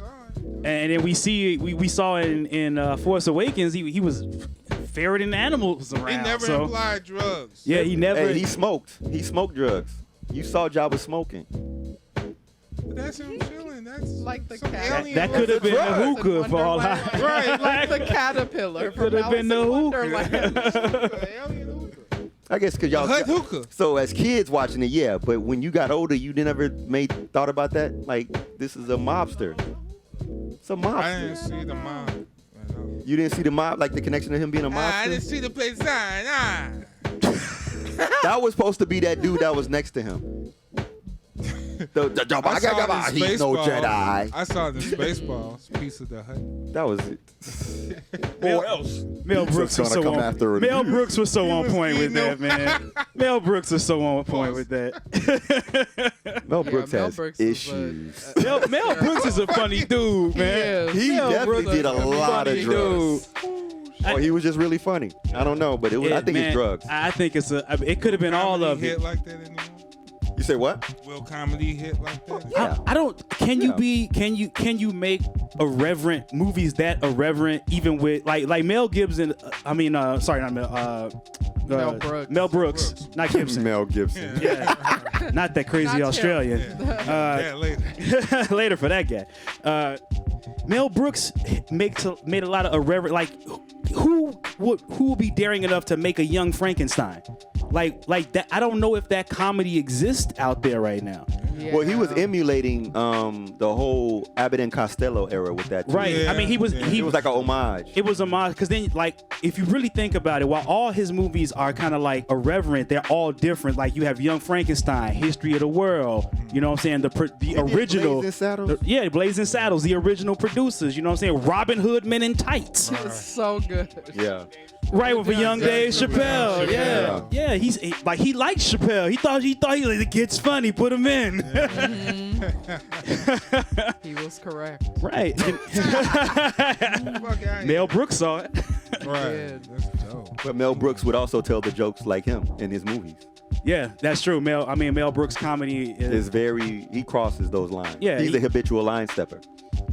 because he definitely pointed fun at a lot of social, like in History of the World, he made fun of unemployment, he made fun of racism, he made fun of sexuality. Yeah. Like he hit everything. Yeah, he regularly touches on stuff Right. like that. And all of his, like Blazing Saddles, man. my goodness. That was just, come on, Blazing Saddles. I Yeah. think honestly there gets to a point where it's kind of like I'm trying to figure out how to say this where it doesn't sound like crass, but I think there's a way where there's like a point where people should be okay being joked about and then understanding serious issues. When it's real versus when it's a serious. joke. Exactly. You know, and obviously there is a nuance of like where there's a balance of like comedic irony where you kind of can't tell if the person is joking or not, which that's a gray line. But if it's like something where it's clearly satirical, I don't think there's anything wrong with making something a joke that may be a social issue, because I would imagine that they're joking about themselves too. Absolutely. You know, so it's like, where is the limit, I guess. I think I don't know, because I feel like it's a different world, right? Yeah. What is A it? Sign of the comedian time. can't do what a comedian used to do back in the day and have that open range. Not for the mainstream stage. Yeah. Not for the mainstream stage. Yeah. don't know. So that's where the difference Different. comes in. Yeah. Like Dave Chappelle figured that out when he was doing the show. Mm-hmm. And where Richard Pryor did his show and they canceled it because of the satire that he was putting in his. Right. You know, it switched with Dave. He had the success and they wanted him to get there, and then they wanted to quietly tone him down as they went along. Right, and when he right. peaked that, that's when he said, well, I'm done. I'm good. And then he realized he went back to the small stage. It's funny because I saw someone on Twitter like around when that last special that he had came out, and people were so angry about that. It was someone that was like, "Oh, Chappelle Show wasn't even that funny." And I was like, "You are a motherfucking lie." Right, like, that's two different things. We're not going to do this. And act like You're not Chappelle gonna Show change wasn't history over this, hysterical. right? Right, like you can disagree with what he's saying now. We're not gonna say Chappelle Show wasn't funny. Nah. Get the fuck out of here. Yeah, that's not happening. Like that. That's not happening. No. And not only that, at that very time, when the Chappelle Show was at its top, Like there was nobody that questioned it. No one questioned him, his skill sets, his talent, the show. Everybody was We down was for just it. waiting. For It was hysterical. Everybody was bated that breath. That was like the modern day Living Color. shit. It was You know it. what I mean? That was it, That yeah. was on that level. And he had the right platform to do it. Yeah, Right. Yeah, it wasn't You know what I'm NBC, saying? so he had a lot of Exactly. liberties. Exactly. Even- Yeah, it was Comedy Central, right? Yeah. Yeah. He had a non-major network That happened to be able to. that pushes that type of edgy type of comedy. Yeah. Right. Yeah. It was the home of South Park. Exactly. Right. You know. Even his original stand-ups that used to be on HBO, like the Killing Them Softly and all those old schools, those were funny as hell. They were. The baby on the corner selling Yeah. crack. Yeah. Like, Yeah. who makes some shit up like that? So it's just, Pale you know, I dumbass. think people forget that. Yeah. Of You course, know. they forget all of that. There would be no because- George Carlin. And that's what I'm saying. No, yeah. When you live Yeah, in George the era, Carlin, man. right? It wouldn't George be no Carlin. George. No Carlin. George No, Carlin. Oh, now. please. No Not at Lyle all. Alzado, no Joe Piscopo. What's that dude? Hey yo, I met your mother. Andrew I Dice saw Clay. you, you know that guy. You know, Remember Mother Goose? Yeah, like, I mean, we can go down the line. Bobcat Goldthwait. We could just start running it. Like, none of Yo, them my could- God, Bobcat. Like, these dudes would not make it. Like, Everybody Robin in Williams. Animal House. Hey, yo, Eddie Murphy. Real Yeah. talk, Bob Saget, who just passed. Yeah. Because his Yeah. stand-up is blue as hell. Yes, it is. Yeah. Yeah, Yeah. Bob Saget is not. He is not Danny Tanner when he is on that microphone. No, So he's Eddie not. Murphy can't do stand-up. None of these people, none of the people that Not made Raw. comedy what it was. No. Delirious Raw, none of that. Delirious, Yeah, you can't do that Richard no more. Pryor would not None of these, exist. Robin Harris would never be known. Baby's kids would get him done. He would be canceled. Yeah, What? he would. People are Robin sensitive. Harris? People Robin are Harris. sensitive. They're wild There's- sensitive. No, dude. If- We're the But- real ones. But see, so again, here's how it works. Patrice O'Neal. No. Yeah, no Patrice No O'Neal. Patrice O'Neal. Ouch. Yeah. Today? Today. Too offensive. Yeah, To today. It's to the masses. It's like they keep shit hella real. You know what Yeah. I'm saying? So in a community like this, where we're sitting around talking, it makes sense. But if you put things out in the universe, you get all types of sensitive people. Just even word choice gets you canceled Yeah. or What's blocked that, or whatever. though? You gonna cancel me? You ain't gonna what? You got the fan base. Leslie Look at Nielsen. your We wouldn't have Leslie Nielsen. exactly. I fucking love Leslie Nielsen. Yeah. That's It's just, it was Yeah, just you none know, of glad that. you brought no up- naked guns, man. Yeah, no naked naked. guns. We wouldn't. Why? Yeah. Police Academy, none of that type of No stuff. Dracula dead The- and loving it. Yep. Yeah. Oh my God. Yeah. So Repossessed. here's a theory, right? Oh yeah, repossessed. No repossessed. Yeah. Here's a theory, and this is something that's gonna probably make people feel some kind of way. I don't think that it's that they're sensitive. I think that we have watched people who were powerless look at the people who have power and say, I want that power. So, and I'm not talking about all of them, but I'm saying some of them. And so because they want that power, they don't realize that the people that they're emulating who have power are That's the abusive false and power bullies. that they're looking Right. for. Right, so that's what they're doing. What we're calling sensitive is really them acting entitled and privileged. That's what they're acting like. Crazy fan demands. Exactly. Yeah, but Family Ass Guy backwards. is still on. People still be laughing at a bunch of those off-color, trashy-ass jokes. Yeah. So Go figure, right? Yeah. South Park is still on. South Park is, What but about South Family Park Guy? nuances All are of better that. than Family Guy to me. I mean, but it's true. I mean, South Park hasn't. If it hasn't been a group, South Park hasn't hit. But they're Canadian Right. too, so they don't have to listen to the yeah, they're the crazy Canadians. That explains the corniness. You know Crazy what I'm saying? Canucks. Exactly. A lot of that stuff is wild corny, man. You know what I'm saying? Yeah. It is, But it I agree. is. There's a line that has to be understood where when creativity is not allowed to address the social issues, you get moonfall. Okay. yeah. Playing. You get exactly what it says it is, action movie. The reason why action precedes it as opposed to with drama or thriller, because like to me, like movies like Captain America, it's not an action movie. Civil War was not an action movie. It was a drama / thriller. Like those movies fit right in the same vein as some Tom Clancy shit. Exactly. You know, like we Exactly. can watch Jason Bourne and respect the character. Yeah. It's not about the action is dope, but it's still the character. Yeah, it's more story driven than action driven. Exactly. I see what you're saying. But there's always something about that character's experience that we can relate to. If you can't relate to the character's experience, if you can't relate to the comedian's experience, the reason why shit be funny is because we all can relate to somebody or something that we can associate with that thought.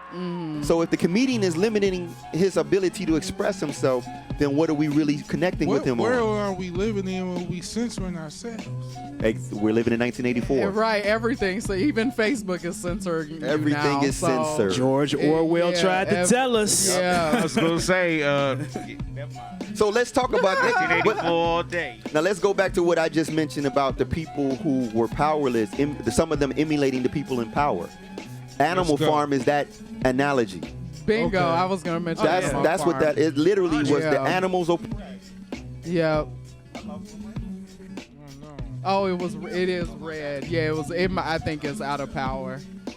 So the animals that were oppressed decided to come into power and overthrow the oppressor. In overthrowing an oppressor, some of them, which is what we're talking about, some of Became them them. identify the power as only being able to manifest the same way they were manifested by the oppressor, so they became oppressors to the other former oppressed. That's the wrong And power. they broke all of their rules. They started wearing clothes. They Yeah, walked walking on the 2 high feet, heels. exactly. Yep, Shit. eating human food. So that's what we're shit, watching. Porky drinking Pig? alcohol. We're That's how we got Uh, Bugs Bunny and shit? I mean, it was before. It Well, got no, to it the was point probably of same cross-dressing, time. I'm saying. Rabbit, Right. tricks are for Exactly. kids. So here we are, where the people who were oppressed, some of their groups are becoming the oppressor. Right. So they're now trying to control other people and tell them what they can and can't be and what they can and can't say and how So they it's move. still a systematic. It's still It's still the same system. It's just replacing the person in charge. Exactly. It's a new president. Rather than breaking that mold and creating the next. Right.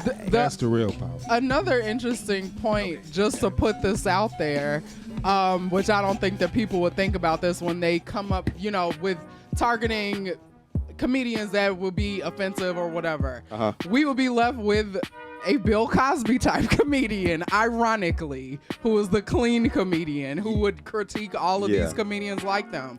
And we know what's going on with that. But so, comedy's supposed to be daring and bold It and breaking. is. All creativity is supposed to be. Exactly. Well, right. Yeah, exactly. really. What happens when music is it's like, well, we see like what happened with there. hip hop It's just a few. They just on the small the last stage. ones just got to accumulate. On the small stage, that's the thing. You got to go back to your Assimilated. roots. You go back where the culture is. So comedians, where the culture is, when they go in those seedy back room dive bars, there's them people ain't going to censor them and try to cancel Yeah, them. Right. the random open mics at the bar on Yeah. the Wednesday night that's for stand-up comedians. Like those are the places where you're gonna find that edge that you're looking for. And unfortunately, you may find one person that you like, and that guy only comes out like So ultimately, so often. yeah, it's nice, but ultimately, you saying entertainment is soft. It is. a little bit. It's participation trophies. It's forced. It is It's entertainment participation trophies. It's the entertainment that focuses primarily on the entertainees. Right. See, if I'm a creator, I'm creating because what I'm creating has value. I'm not just creating so that I can receive approval from the audience. That's the difference between what I consider the last trilogy in Star Wars and Boba Fett and Mandalorian. One was for the fans, the other was for the art of the story itself. Fuck what you think. I'm writing this because I love this character and I believe in it. That's John. I'm John Favreau. John Favreau. John Yeah. Favreau. So that's my question. Should he be the Kevin Feige of Star Wars? I think he already is. They just ain't Oh, announced let's it that go, way. because he brought all those elements together. And In a nice I format. don't want to see the Last Jedi bullshit and none of that shit. We I don't. We, want to see We about to get Obi-Wan, bang, bro. bro. We about to get Obi-Wan. We about to get Obi-Wan. So now Obi-Wan, we don't know where this story takes place, but if it takes place anytime soon, and now that I think about it, Obi-Wan is on Tatooine too. Is that but gonna be a show Obi-Wan also? has to be prior to New Hope though. Why? because we know. Oh yeah, it has to be, but that's on Tatooine. That's on Tatooine. I'm just saying we know Obi will be on Tatooine. No, Yeah. let's Yeah. not just stick on this planet. There's plenty of other planets. There's lots of other planets out All there. right, so let's not. Stick But we know Obi-Wan got stationed on Well, Tatooine. Mandalorian goes everywhere. Boba is on Tatooine, and Yeah, Mandalorian Obi-Wan is pops on around. Tatooine. Obi probably don't go nowhere because he's trying to stay low key, but he might go on adventures. I don't really know what he did I while don't know he where was. that's gonna go. He was sitting there hiding. Changed his name to Ben. But they also told him to find if he could find any surviving Jedi. Yeah, so we don't. So- He might. Who knows what Is he he was doing? dead in the story? Who? Obi. What story? Oh, you mean the Boba Fett story? Oh, he's dead now. Remember, he he's a died Force, he's a he Force died when ghost. Luke first came around. Yeah, he died. He's a Force ghost now. Yeah, he's on nice little blue Force ghost. And Luke stopped talking to him too. Luke don't fuck with it now. Now remember, he got mad at Obi-Wan, and he kind of started fucking with Yoda. Okay, we having battery changes as we go, so bear with us. Yeah. Here, do you want to use mine for now? But yeah, I think that Yeah. is it still good? It's Was it- red. The light is red. But yeah, so I guess since we still on here, Yeah. I think that now we're in a space where they realize the mistakes they made. That's why you're not hearing about any Star Wars movies of any kind necessarily coming out anytime soon. You hear about all these shows because they understand we're gonna build all these fucking characters and recreate the foundation of this universe, because the universe don't matter if your foundations ain't laid. Obi-Wan is gonna be a show. Oh, Yep. okay. Yeah, everything they've been talking about is series based. And so we can they're not following a Marvel formula. Even though they're still they're under the Disney umbrella, they still found a way to do their own thing. Yeah, well, Favreau, you can just, like you said, man, you can just tell he loves these characters. He loves this setting. The passion that he has put into both The Mandalorian and Boba Fett, the time he's taking. He's not just like, here they are, blam, blam, blam, shoot, shoot. I mean, It's a story. Right. Like, we get the blam, blam, shoot, shoot, but it's within the narrative and context of the story. I mean, yeah, we saw Mando come in, do his thing We already right saw away. Mando in 2 seasons. So Right, that's okay. so now when we get to Boba Fett, we get to see the build of Boba Fett. We get to see the badass that we always wanted to see. We get to see that emerge here. And now with this combining and this bringing together of this little, his little posse for the end game, it's just looking real dope. And I like the sci-fi space western that Which we're is the getting perfect here. setting. I like it. It's the Cowboy Bebop, the Firefly Serenity, all of those. Yeah, I mean, but with also elements of like old Eastwood movies, there are moments where Boba Fett feels like outlaw Josie Wales. it feels like all of it. I see Yeah. Magnificent Seven all day, and that's like this feels like it's So literally we could following. bring space westerns and all this shit. That's what I'm looking at. It's always was supposed to be that. They just never. Again, They sloppy, Lucas That lost shit his whack, vision. man. I think That shit Lucas whack lost as the vision. fuck, bro. Because you missed so many years of no filmmaking. You could have had space westerns popping. Pop, pop, pop. That's all you need. And you would have regenerated a new genre. Well, no, it wouldn't have been a new genre. It just would have been one he capitalized off of. Well, space. Because there's a lot of space like cowboy space Sci-fi westerns. western. They like single movies and Yeah. single like technically. Trigun. Yeah, Trigun. Exactly. Trigons. I mean, you can go back to I think what's his name? Outlaw Star. Yeah. Outlaw But even Star, live man. action, Shit. y'all never saw Ice Pirates? Yeah, Ice Yeah, Pirates. yeah. They were basically space cowboys, Yeah. smuggling and pulling their guns and their holsters all like all Oh, that. Ice That's the goon Pirates. shit, bro. Yeah, Yeah. Ice. I'm gonna watch that soon. yeah. That's one of my classics. That's hilarious. It is. It's so. The scene where they're it's made into nuts. eunuchs that can't be in movies now. I'm gonna look that up. Yeah, there were eunuchs in History of the World. That was a thing. That was a thing. That was. that was a recurring joke. Yeah. Stuff like that is like it's not allowed. But again, it's only not allowed because people are not dealing with equality and power. they're not willing to understand that it's all opinions and assholes, so your opinion is not fucking better than mine. Especially on things that is just opinionated. We're not talking about things like the value of life. We're talking about whether or not you think a certain sexual action means something to me, or if it should or not. And if I think it's, that shit ain't conversation. Like, I can say what the fuck I want because I don't have to like it. Or if it can be completely removed from being joked about. Because the other thing, too, that's interesting to me is that, like, a lot of, like, going into that realm of, like, I guess, finger pointing and things like that, or people being sensitive. Most drag queens, a lot of the time, are stand-up comedians. Like, they're not really just singers or lip syncers and stuff like that. A lot of them are very crude-ass performers. And I think people forget about that, and they are part of that community. And they bring it. They do. They talk that shit. I love drag queens. They're funny as hell. What can you joke about? Usually a comedian do go on stage and go around in a circle. The purpose Everyone get the slack. The comedian that doesn't joke about what he honestly feels is not funny.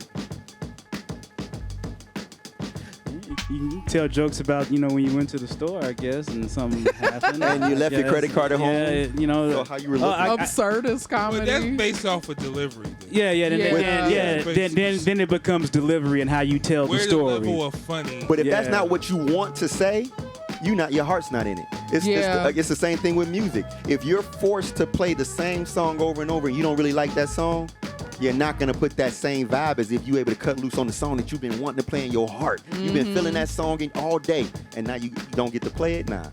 Another humorous thing, too, is I don't know if any of you all have ever seen It's Always Sunny in Philadelphia. But of course. Every episode. Oh my God, every single episode. Yes, one of my absolute favorite shows. It's not only the longest running television sitcom, but it's also the fact that they have gone so long with these crude jackasses that have been the stars of the show the entire show. But again, it's also a satire of people that may actually be like this. So that's kind of how they get away with the humor. Are they society? What? Are they psychopaths? They are sociopaths. They're definitely sociopaths. They are. Well, 100%. No, because they had some deep episodes with the therapist. Yeah. Oh, dude, the therapist episode. Dennis is so sick of them. Dennis is a sociopath. Mac is dependent on Dennis. Charlie's a dumbass, and D has nothing without them. Nothing. And Frank is the wild card. Yep. Frank's just wild. He has salami sandwich backwards. When they were in Ireland and he's eating homies jellies, he was like, wow. This shit's the tits. I mean, like the garbage bags. What was the garbage bags full of? It was like, what did he had stolen something he was trying to burn. It was those papers. Yeah, the papers. the papers that linked him to what's his name? The big sex scandal. Yes. The child trafficking scandal. Yes. All right. So the Epstein Island. Yeah, Epstein Island. Right. Like he brought them there. He was like, I may or may have not gone to Epstein Island. And all of this is in the recent season of the show. Yeah, in the current season of the show. They have surpassed that, which is worth applause personally. So they can say what they want. Well, see, again, the bravery. There's people that are brave. So what we're talking about is freedom of speech and creative expression, right? Mm-hmm. People like that, that are like, I'm not toning this down for you. Fuck what you talking about. Right. That's also a James Gunn.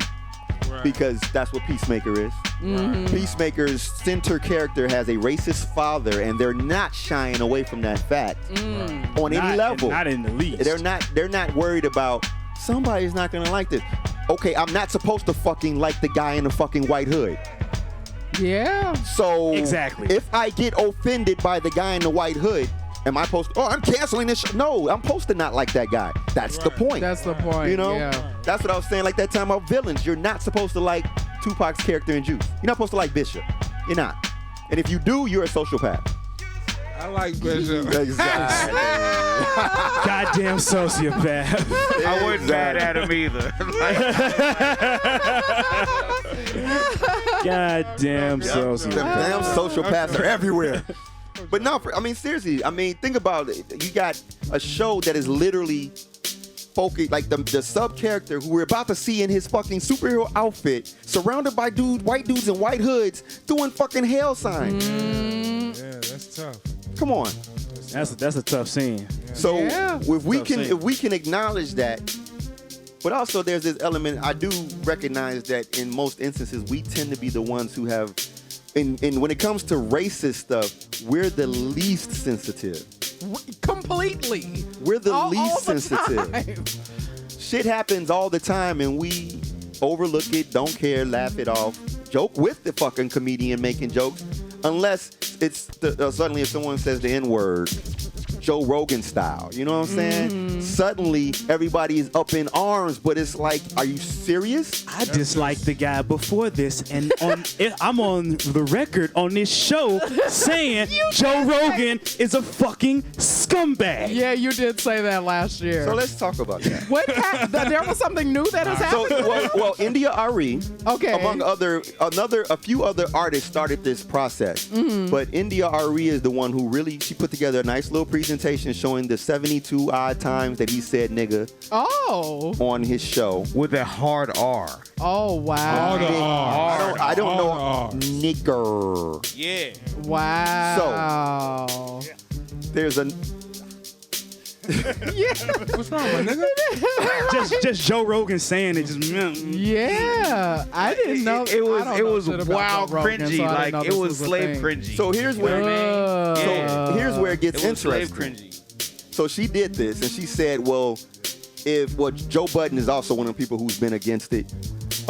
Basically, she was like, well, if he's going to get paid millions of dollars by Spotify, while artists like me get paid multi-percentages of a penny per stream, I'm up out of here. Let's talk about I'm up out of here. So her. she took her catalog off. yeah, and so did Neil Good Young. for her. Neil Young, Yeah, Neil Young Joe was Budden like, already out. Wow. So right now the question is, I because didn't now know there were everybody's podcasts yelling on about like Spotify. racist and If stuff. you think mathematically, that is the brilliant excuse to walk away. The artists get a penny, a fraction of a penny, and they gave him proceedings of what? Hundreds of Millions. millions. I think it was like tens or hundreds of millions. Off a Millions. podcast. I think it was 10. Yeah. Yeah, they make shitloads of money from ads and all that. Oh, true. He's their And main cash cow. subscribers. So Yeah. they got to give that to produce a 20-year show. I didn't even know Spotify had He's had like Howard podcasts. Stern. And then He's you the have to Howard- pay Yeah. to not have commercials and all that. Right. So imagine that's that extra income that Damn. they get. So they got a lot of money that ain't I going to the totally artists. pay for no commercials on Spotify. yo. Yeah. and you know, NDIRE only get a fraction of a penny. So imagine what everyone else is getting. Nothing. What were his contexts for saying nigger? So that's a part of the conversation. So the question is, does context even matter? That's true. That's what I'm saying. Yeah. Like, does it matter? Like when someone who is white uses that word, does it matter the Not context? in my opinion. Yeah, I don't think so. Not in your opinion. Okay.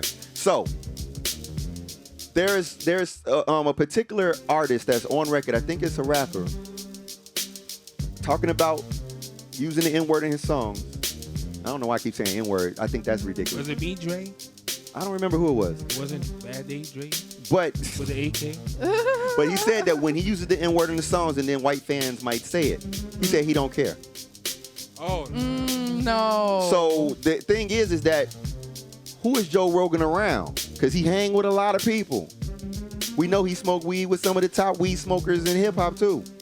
I what does ain't he putting do? him out there. Is he a comedian or what does- he's a scumbag. He's a professional fucking job. scumbag. What does he actually do? I mean, I guess he used to be all right at MMA. I think he got his ass whooped a lot. He wasn't funny ever. Some I'm gonna look up Did he his have a show Wikipedia. for a second? He was on news. Fear Factor. He was on news Yeah. radio. He was on Fear Fear Factor, Factor. right? Oh, Yeah, that was Fear him on Factor. Fear The Chappelle Factor. show had a Yeah. skit and about it. Chappelle. He had a Oh, he's a yeah, personality now. okay. He's basically Yeah. a personality. Why do people care about what he has to say? He's a professional. To where he has a scumbag. podcast. That's why I think it's wanna less know. about him, and it's just like he has a lot of guests that have something to say. Oh, He's had okay. Yeah, everybody- his guests are very better. vast arrangements. A very American commentator. well. There you go. That's what it says on Google. Yeah, there you go. So if he's not allowed to say the Professional N-word, why is it that it's been this long and no one has ever said anything? Yeah, because I never knew about this until right now. See, because that's another thing that kind of gets me. Like, and I'm not, like, this is not a situation where we say, well, we just didn't know. It's a lot of black people who listen to Joe Rogan. It's a lot of famous Yeah, black it people who be is. on Joe Rogan's show. Yeah. I'm willing to wager there's a lot of famous black people who was around him when he's used that word before. Okay. So and that's- I'm not going to be that guy that comes along like, oh, I'm so shocked and appalled and I don't know, you should cancel him. Right. What about the people who listened to him and didn't care? And True. whose opinion really, in this case, you know, if there's some black people that care and some black people that don't, how do we resolve that part? It's the field versus the house. Maybe. Yeah, because I'm confused on why you wouldn't care, low-key. Like, That's the question. save face, yeah, and Man, probably you don't keep want to a be edgy famous because friend. we're now in a day and time where your image is everything. That's why we have social media. We are You have censoring cameras. ourselves on Pretty so many much. levels and accepting so many levels of bullshit. Exactly. And you're excluding yourself out of the frame by doing so. The pigs You're were being now. treated in a sort of sense. There's certain levels to an insulting. If you was a comedian, an MC, or artist, you know there's certain levels. If you're gonna put this art out to reflect the FU to this certain situation, then you get joints like he was playing earlier, Fuck the Police from Dilla, and you get it from NWA. That's two different sources. If I can, real quick, speaking on Dilla, I'm playing Nobody Cares About Us, and when we're having this conversation, Exactly. So art Yes, sir. reflect that shit. You know So, what I mean? so let me play devil's advocate for a minute, right? I have no opinion on this either way at this particular point. I'm still deliberating some things on it. But one of the thoughts that comes to mind is it okay when comedians use derogatory terms to identify certain people when they're not a part of that community? And if so, is that not the context that a Joe Rogan can use it in? So can for example, Dave Chappelle use faggot? And if the to answer a is, creative sense, he can do whatever you want, but he's a comedian. but what is the context? I don't know. That's what I'm saying. Whatever he Yeah. chooses, you know what I I can't mean? say with the context. So what's the difference? So what's, It's all bogus, but the scapegoat is context. You know what I'm saying? If I Yeah. use it in this particular fashion, I don't mean it derogatory. I'm just making a point. But it's like you But use the term and it isn't a makes people feel away. comedian type of job is to like That's a strip personality. away that shit A personality and a comedian are the just tell same. a joke. Sometimes, because You make fun of reality. That's what it is. Yeah. okay, so the That's question what made the is, greats the greats. They didn't go up there and say, "Hey, That's what why I'm- did the that's- egg that's what cross I'm the- saying, why that's did a the chicken cross the road." So that's what I'm saying They that- came with personal hurt, personal experience, family, and all races. You could talk about the what was the white dude, the white good comedian, Carlin? Carlin. Yeah. Yeah, George Carlin. All that Carlin went deep on motherfuckers. oh, he would go Hella in. deep, Yeah. bro. Carlin was super Said cerebral. some, like you get the lessons, And he still got to be Mr. Conductor on Thomas the Train. He was George Carlin, and he still got to be Mr. Conductor. When he passed away, people brought their children like to memorials for Mr. Conductor. George Carlin said a world of shit. So are we for Robin, censorship? I also want to chime in too really quick. Robin Williams was Genie in Aladdin and sang Blame Canada at the fucking Oscars from South Park, the movie. So, Right. you know, and his stand-up was also crude, which I'm I think just people saying. forget about. I enjoy that shit because we probably won't.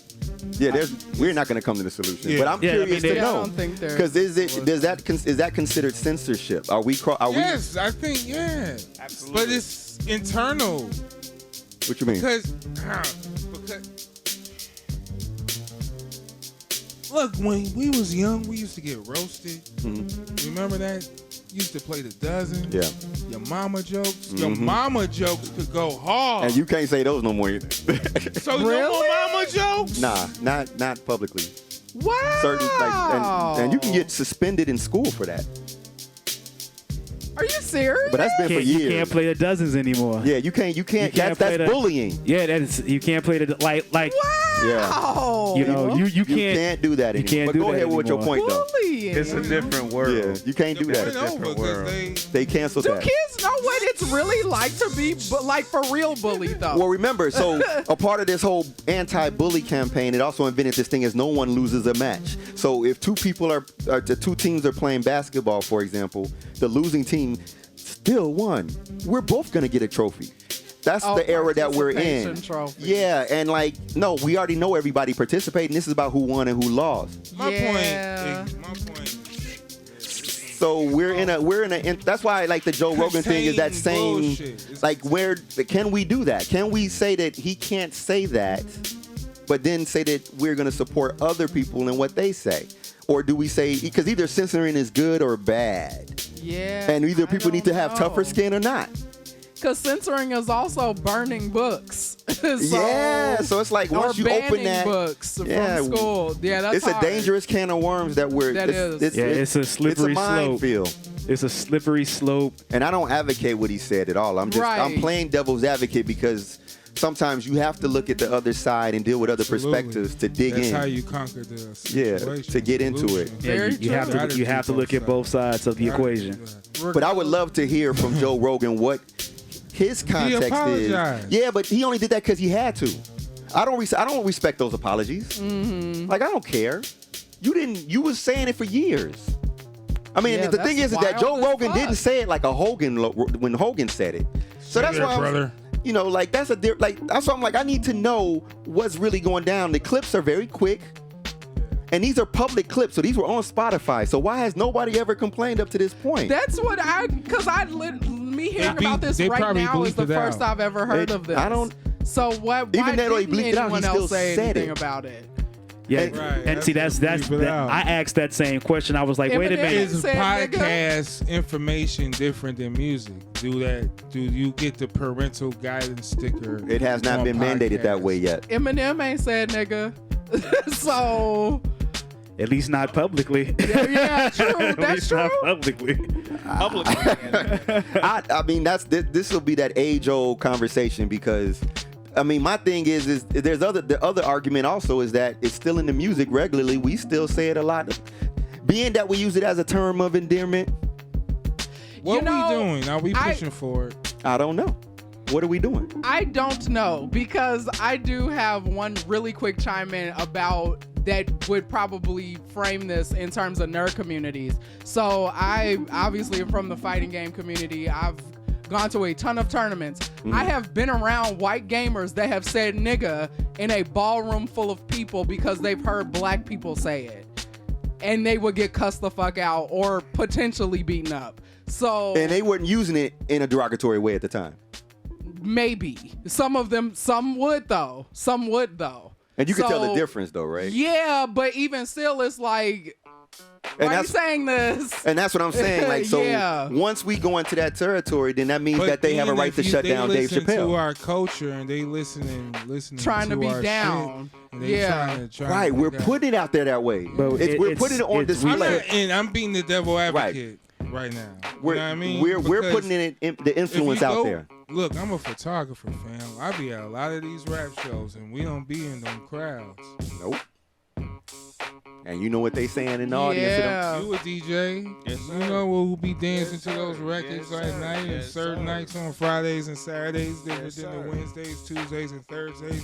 You already know who get busy. So it's like, you see that. And that's, I mean, just to circle back. What are we doing? In connection with this, to circle back to the whole cancel culture thing, cancel culture makes no sense when drill music, it makes highlights. It's like, what are you canceling? Because that's a part of the system, though. You know what I'm saying? But I'm just saying, like, there's no checks and balances. There's no, like you said, there's no equality on any of this. Yeah. It's all open interpretation to the group that's in power that has the ability to shut it down. Which we obviously don't. Right. Collectively, back to even the creators that we was talking earlier, right, all shut down, 50s and the 30s. Yeah, constantly shut down. But our influence is always taken, filtered through, or for lack of a better word, whitewashed even, and then redistributed to us from their hands. after they shut down our distribution. So we had those eras in like early film where these black creators, because they couldn't get into Hollywood, they said, we'll go over here and make our own. And they did with limited resources, and their films were great. They, you know, because they worked like most people with low budgets. They focused on talent. They had some tricks with the camera that made it interesting. They worked it. Same thing with music. Like the person who has limited resources, like Adilla, produced shit better than the people that was in the major studios. Oh yeah, with one machine. With one single machine. device. So that includes fashion and hair and makeup as well. Absolutely. That's why you have Bloomingdale's trying to sell an Afro pick for $200, which is a real thing, by the way. It's anything that we do. A gold Afro Exactly. pick for It's anything we do because anything we do. art dictates life. That's why when we do things artistically, we do it naturally. yes. You see what I'm saying? Yeah. It gets imitated and duplicated, but never ever on point. Right. So now, Appreciated. so now here's the question. It gets appreciated because if it has financial value, yeah, because it makes the money, but it doesn't create or add on to our value. You see what I'm saying? They love the face value without the substance behind it. Yeah. Absolutely. So the question is, the power that we do have, that we know we have, is the influence we have on American culture, on global culture, to be factual. So if with us knowing that means that, do we now take a responsibility for omitting that word from our colloquial because we don't want other people saying it, or do we continue to say it and say, but you can't because you're not a part of the culture? I'm tired. I say let's delete it. I think it's time for it to go. I think when it comes to, when I say a reboot, a refresh, if you're going to reboot it, then certain things need to be deleted out the system completely. If I had a chance to reset, Yeah. choop, So all colloquial, all derogatory terms out the window. choop, Okay. choop. Because it's a bit of a double standard. That's what I was. Yeah, That's what I was going just for. that Right. element, not because everything. Eternal. I guess gotta let that shit ride. I guess they did it. I gotta let it go. But if I could delete that one element, it would be that, because it's still trail. It's constant, a and it's creating so much nasty trail. drama. Yeah, It's a like long, bloody history, hair, man. It's you a know what I long, mean? bloody Yeah, history. Yeah, you need to trim some of that shit. Yeah, I would love to delete because that. you get mad at that shit because it's like, all right, this motherfucker trying to fit in, but now you got. I see you. I see what you're doing up there. I see you. You going in. Yeah, because that's a good word, because we're supposed to be a civilization. We're supposed to be civilized, and he's putting up there Indeed. the word barbarian, or like equivalent to savage, right? But check it, we I all was finna based say, off that shit. See, we lost so much structure, fam. And we've lost a True lot. indeed. We've So lost much, as a people. We've lost a lot, and as humans, Beliefs and we've all lost a this lot. So bullshit. much gone. So many things that have divided and split us, and took away our thoughts and put them elsewhere. Man, Because we got to a point you had to assimilate with the savagery just to be alive, just to Just to survive. Right, exactly. Just to So survive. you had to assimilate with the savagery, and what are you going to do? Assimilate and do what they do, and then that trickles on to the babies, and so on and so on and so on and so on. You know what I mean? And then at what's also I didn't want to go there. I didn't want. I'm not. They're not ready that's for real that. talk, G. They not ready for that. That's okay. So just so y'all understand what I'm whispering over here about. Yeah. So there's another side of this that deals with the history of the word nigger and where that comes from. get them. Because you have the Negus, which is in West Africa, that was the kings. Absolutely. And then there's also the actual African country, Niger, which everybody pronounces Niger, is really pronounced Niger, which is also related to the divine attributes of Kemet, which were known as, most people pronounce that the Neter or Neteru, but it's really nature and natural. So the nature and natural. So when they heard us using terms, even when they were amongst us, if we went to the king, we telling this colonizer when he show up to the shores, I'm gonna take you to my Negus, so to speak. You know what I'm saying? He's calling the ruler Negus. So they calling us Negus. You see what I'm saying? We could go there rulers too. look like Rick Ross. right. You know what I'm saying? With the beards, and they show up there. Oh. Before or after the pairs? So there's another version of history when you deal with the etymology of the word that says the word belongs to us, which is why it's so natural for us to repeat it and use it. but we've allowed someone else to come in and dictate what the word means because they meant malice when they called us that. Exactly. But we didn't Right. invent it in that context. It's like the Q-Tip song when he said. That's exactly what he was talking about. And I get it, and that was the flip, and that was the only acceptance that I took from the history because that song was important. So I was like, dude, he wrote a song about this shit. And it kind of makes sense because in the hip hop sense, you hear this shit a lot. All It's the everywhere. time. Everywhere. It's everywhere. All the time. And it's like attached. It's like that little dark cloud that follows. With that uncertainty. Yeah, it's time to cut the cord. So it's like you almost like either you fight with the decision to omit it completely, but then you're erasing a part of your own history. And that's Or you dilemma. fight to educate people To a for degree. proper usage. To a degree. I stay You know what I'm everything saying? But I else feel stay like there. at this point they know the difference. Like there's an educational element that they're just choosing to not listen to True indeed. after a certain point. You know what I'm saying? Like, To be where is the ignorance now? Are you fucking serious? Like, not you, Yeah, no, I know but what I'm you're saying. saying that, like, really, Yeah. you don't know by now? And I think the people that use it in the derogatory terms, they want to use it derogatorily because they want to push your button. They want to Exactly. upset you. They want to make you mad or hurt That's your what I was feelings. thinking is used as a eternal catalyst. weapon. That's how Yeah, it's a language. catalyst. That's how language works. It's It's a a silent use. weapon. That's why you have the A You know, versus the hard R. So let's Right. See what I'm saying? Right. So that sounds like then we need to. It's just frustrating because it shouldn't. No, because that's the It point. shouldn't be The that problem way. is not the word. What's ultimately what we're getting to the root of. The problem is the person that's using it. And the Yeah. intent. The intent of the word. Absolutely. It's Because a gun. It's a gun. You put the gun in my hand, y'all straight. Well, the bullet is a bullet. That's my. And only when I shoot it. See, the problem is it I was about to be like, I was about to be like, well, what caliber did you say? Hey, You know what I'm saying? it don't the word only has two uses at this juncture. It's either like used like Ambi said, term of endearment all through the songs, or it's used as a weapon. and we use it as both. Yeah, and we use it as both. It's not like the word fuck, which once again changes more intent. You can say, goddamn fuck that, or I'ma fuck you up. But I'm same word. I'm about to go home and fuck. I'm about to go home and fuck. Oh man, fuck that. They doing some fuck shit over there. You see, like fuck has a lot of uses. Fuck all You that dumb shit. Right, see, exactly. Fuck that fuck shit. it's like a verb and an adjective at the same time. Right. Yeah. You know what I'm saying? Fuck Yeah. them fuck ass niggas. You know what Yeah. I'm saying? Right, exactly. But I said it with an A, not a hard R. So I'm offensive, but not that offensive. That's the whole situation. You said it with the hard R. But I said both. Wait. What? But that's Flip it. but that's the whole Let's flip it. situation. If that's a word, I mean, that, why is it the flip? See, that's the Q-tip shit. And that's what I was about to say.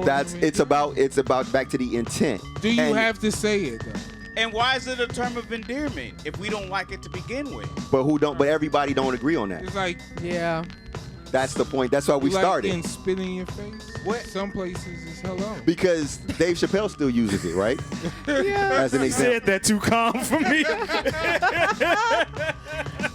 That was way too calm for me. That's the beauty of the situation is we'll go in circles on it and we'll come to conclusions that then lead to other questions that change the conclusion. There is no real answer to this because It's a circular argument. The problem is the people that are on that fuck shit. The fucking racists. That's it. That's it. They're trying Yeah. to delete that shit as we speak. nigga. So we get rid of them, Nigga. the word is no longer a threat. That's true, because we know they're using it maliciously. I'm just saying, like that's what we got to come to terms with. We got to come to terms with the arrogance. What some people term is like white supremacy, but I really just call it white arrogance because I ain't giving them that word. But the idea of you think you're better, so you're gonna create a word to belittle me, or you're gonna use a word in a way to belittle me. Right. But the truth is that that's just in your head. So that's your problem.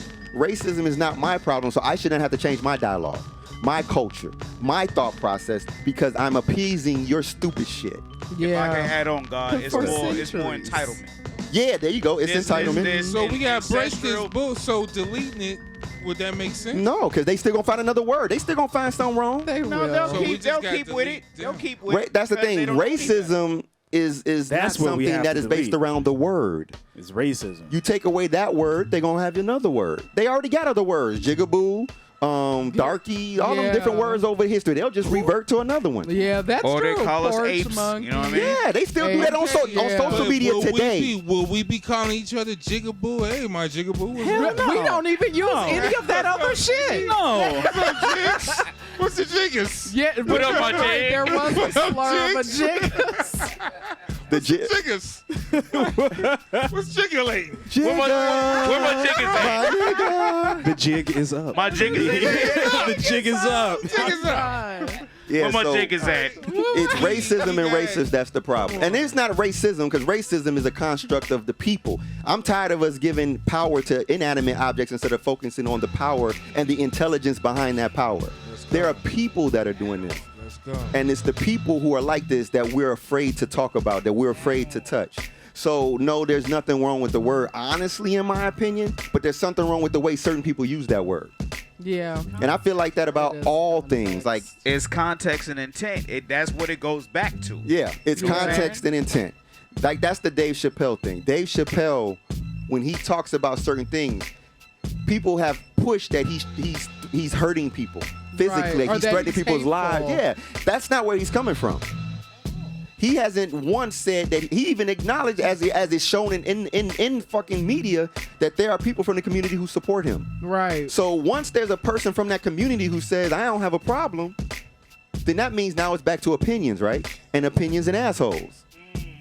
If you think your opinion has more value over mine, then you're an asshole. Right.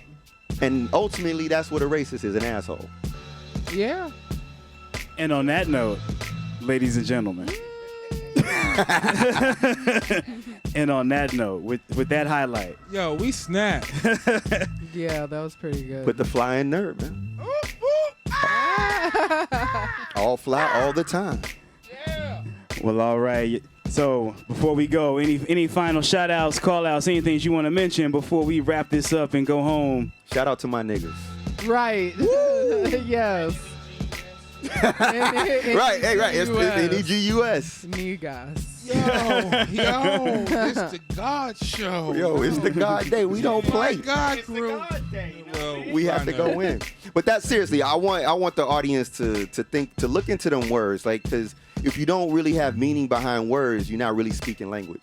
You're just saying some True. bullshit. You're just saying shit. Yeah, I can go to France and be like, oui, oui, bon. You know, I Right. ain't saying If they shit. say The chocolate shit- mousse. Alright, man. We been talking about this shit all day. Because that's another thing. Going international, if they say it over there, then what you gonna They don't have to say it unless they mean it in the titles in which I said it means, because it's my fucking word. That's how it works. It's his fucking word. It is. I own that shit. We coined that shit. That's our language. So let's be ourselves and not let them tell us who we are and have to change our culture to appease their insecurities. Nah. If like the campaign of stopping that word, that's theirs. Cause racism is theirs. Yeah, facts. We good. We good over here. We don't have no confusion when we walking up the block. When a black dude say, "What's up, nigga?" I ain't like, "What you call me?" Like, I ain't walking up the block like that. Right. Like, it ain't just like on site with that word with me around people. Like, nah. Because I don't look, you know. So that's all. That's the basic scenario. I got it. Right. Just on site, just like, That's what happened what you say? on the south side. It's all the newscasts and shit. But yeah, we could get into so much conversation. It was a great show. Yeah, that's awesome. I fuck with all y'all. Me too.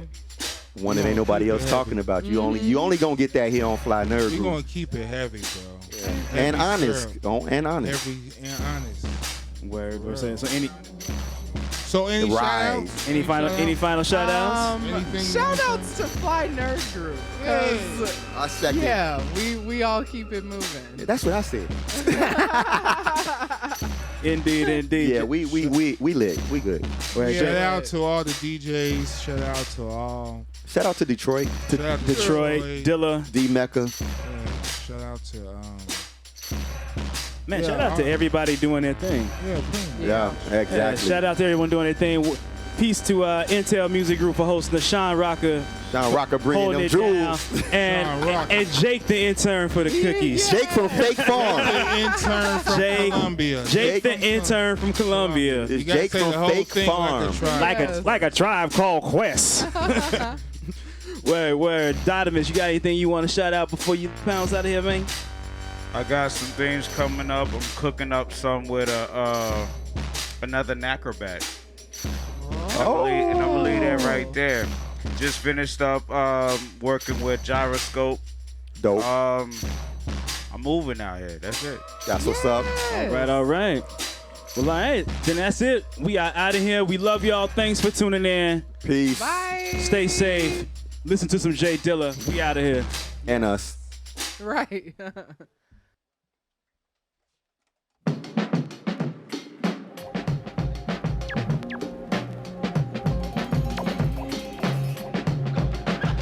Baby.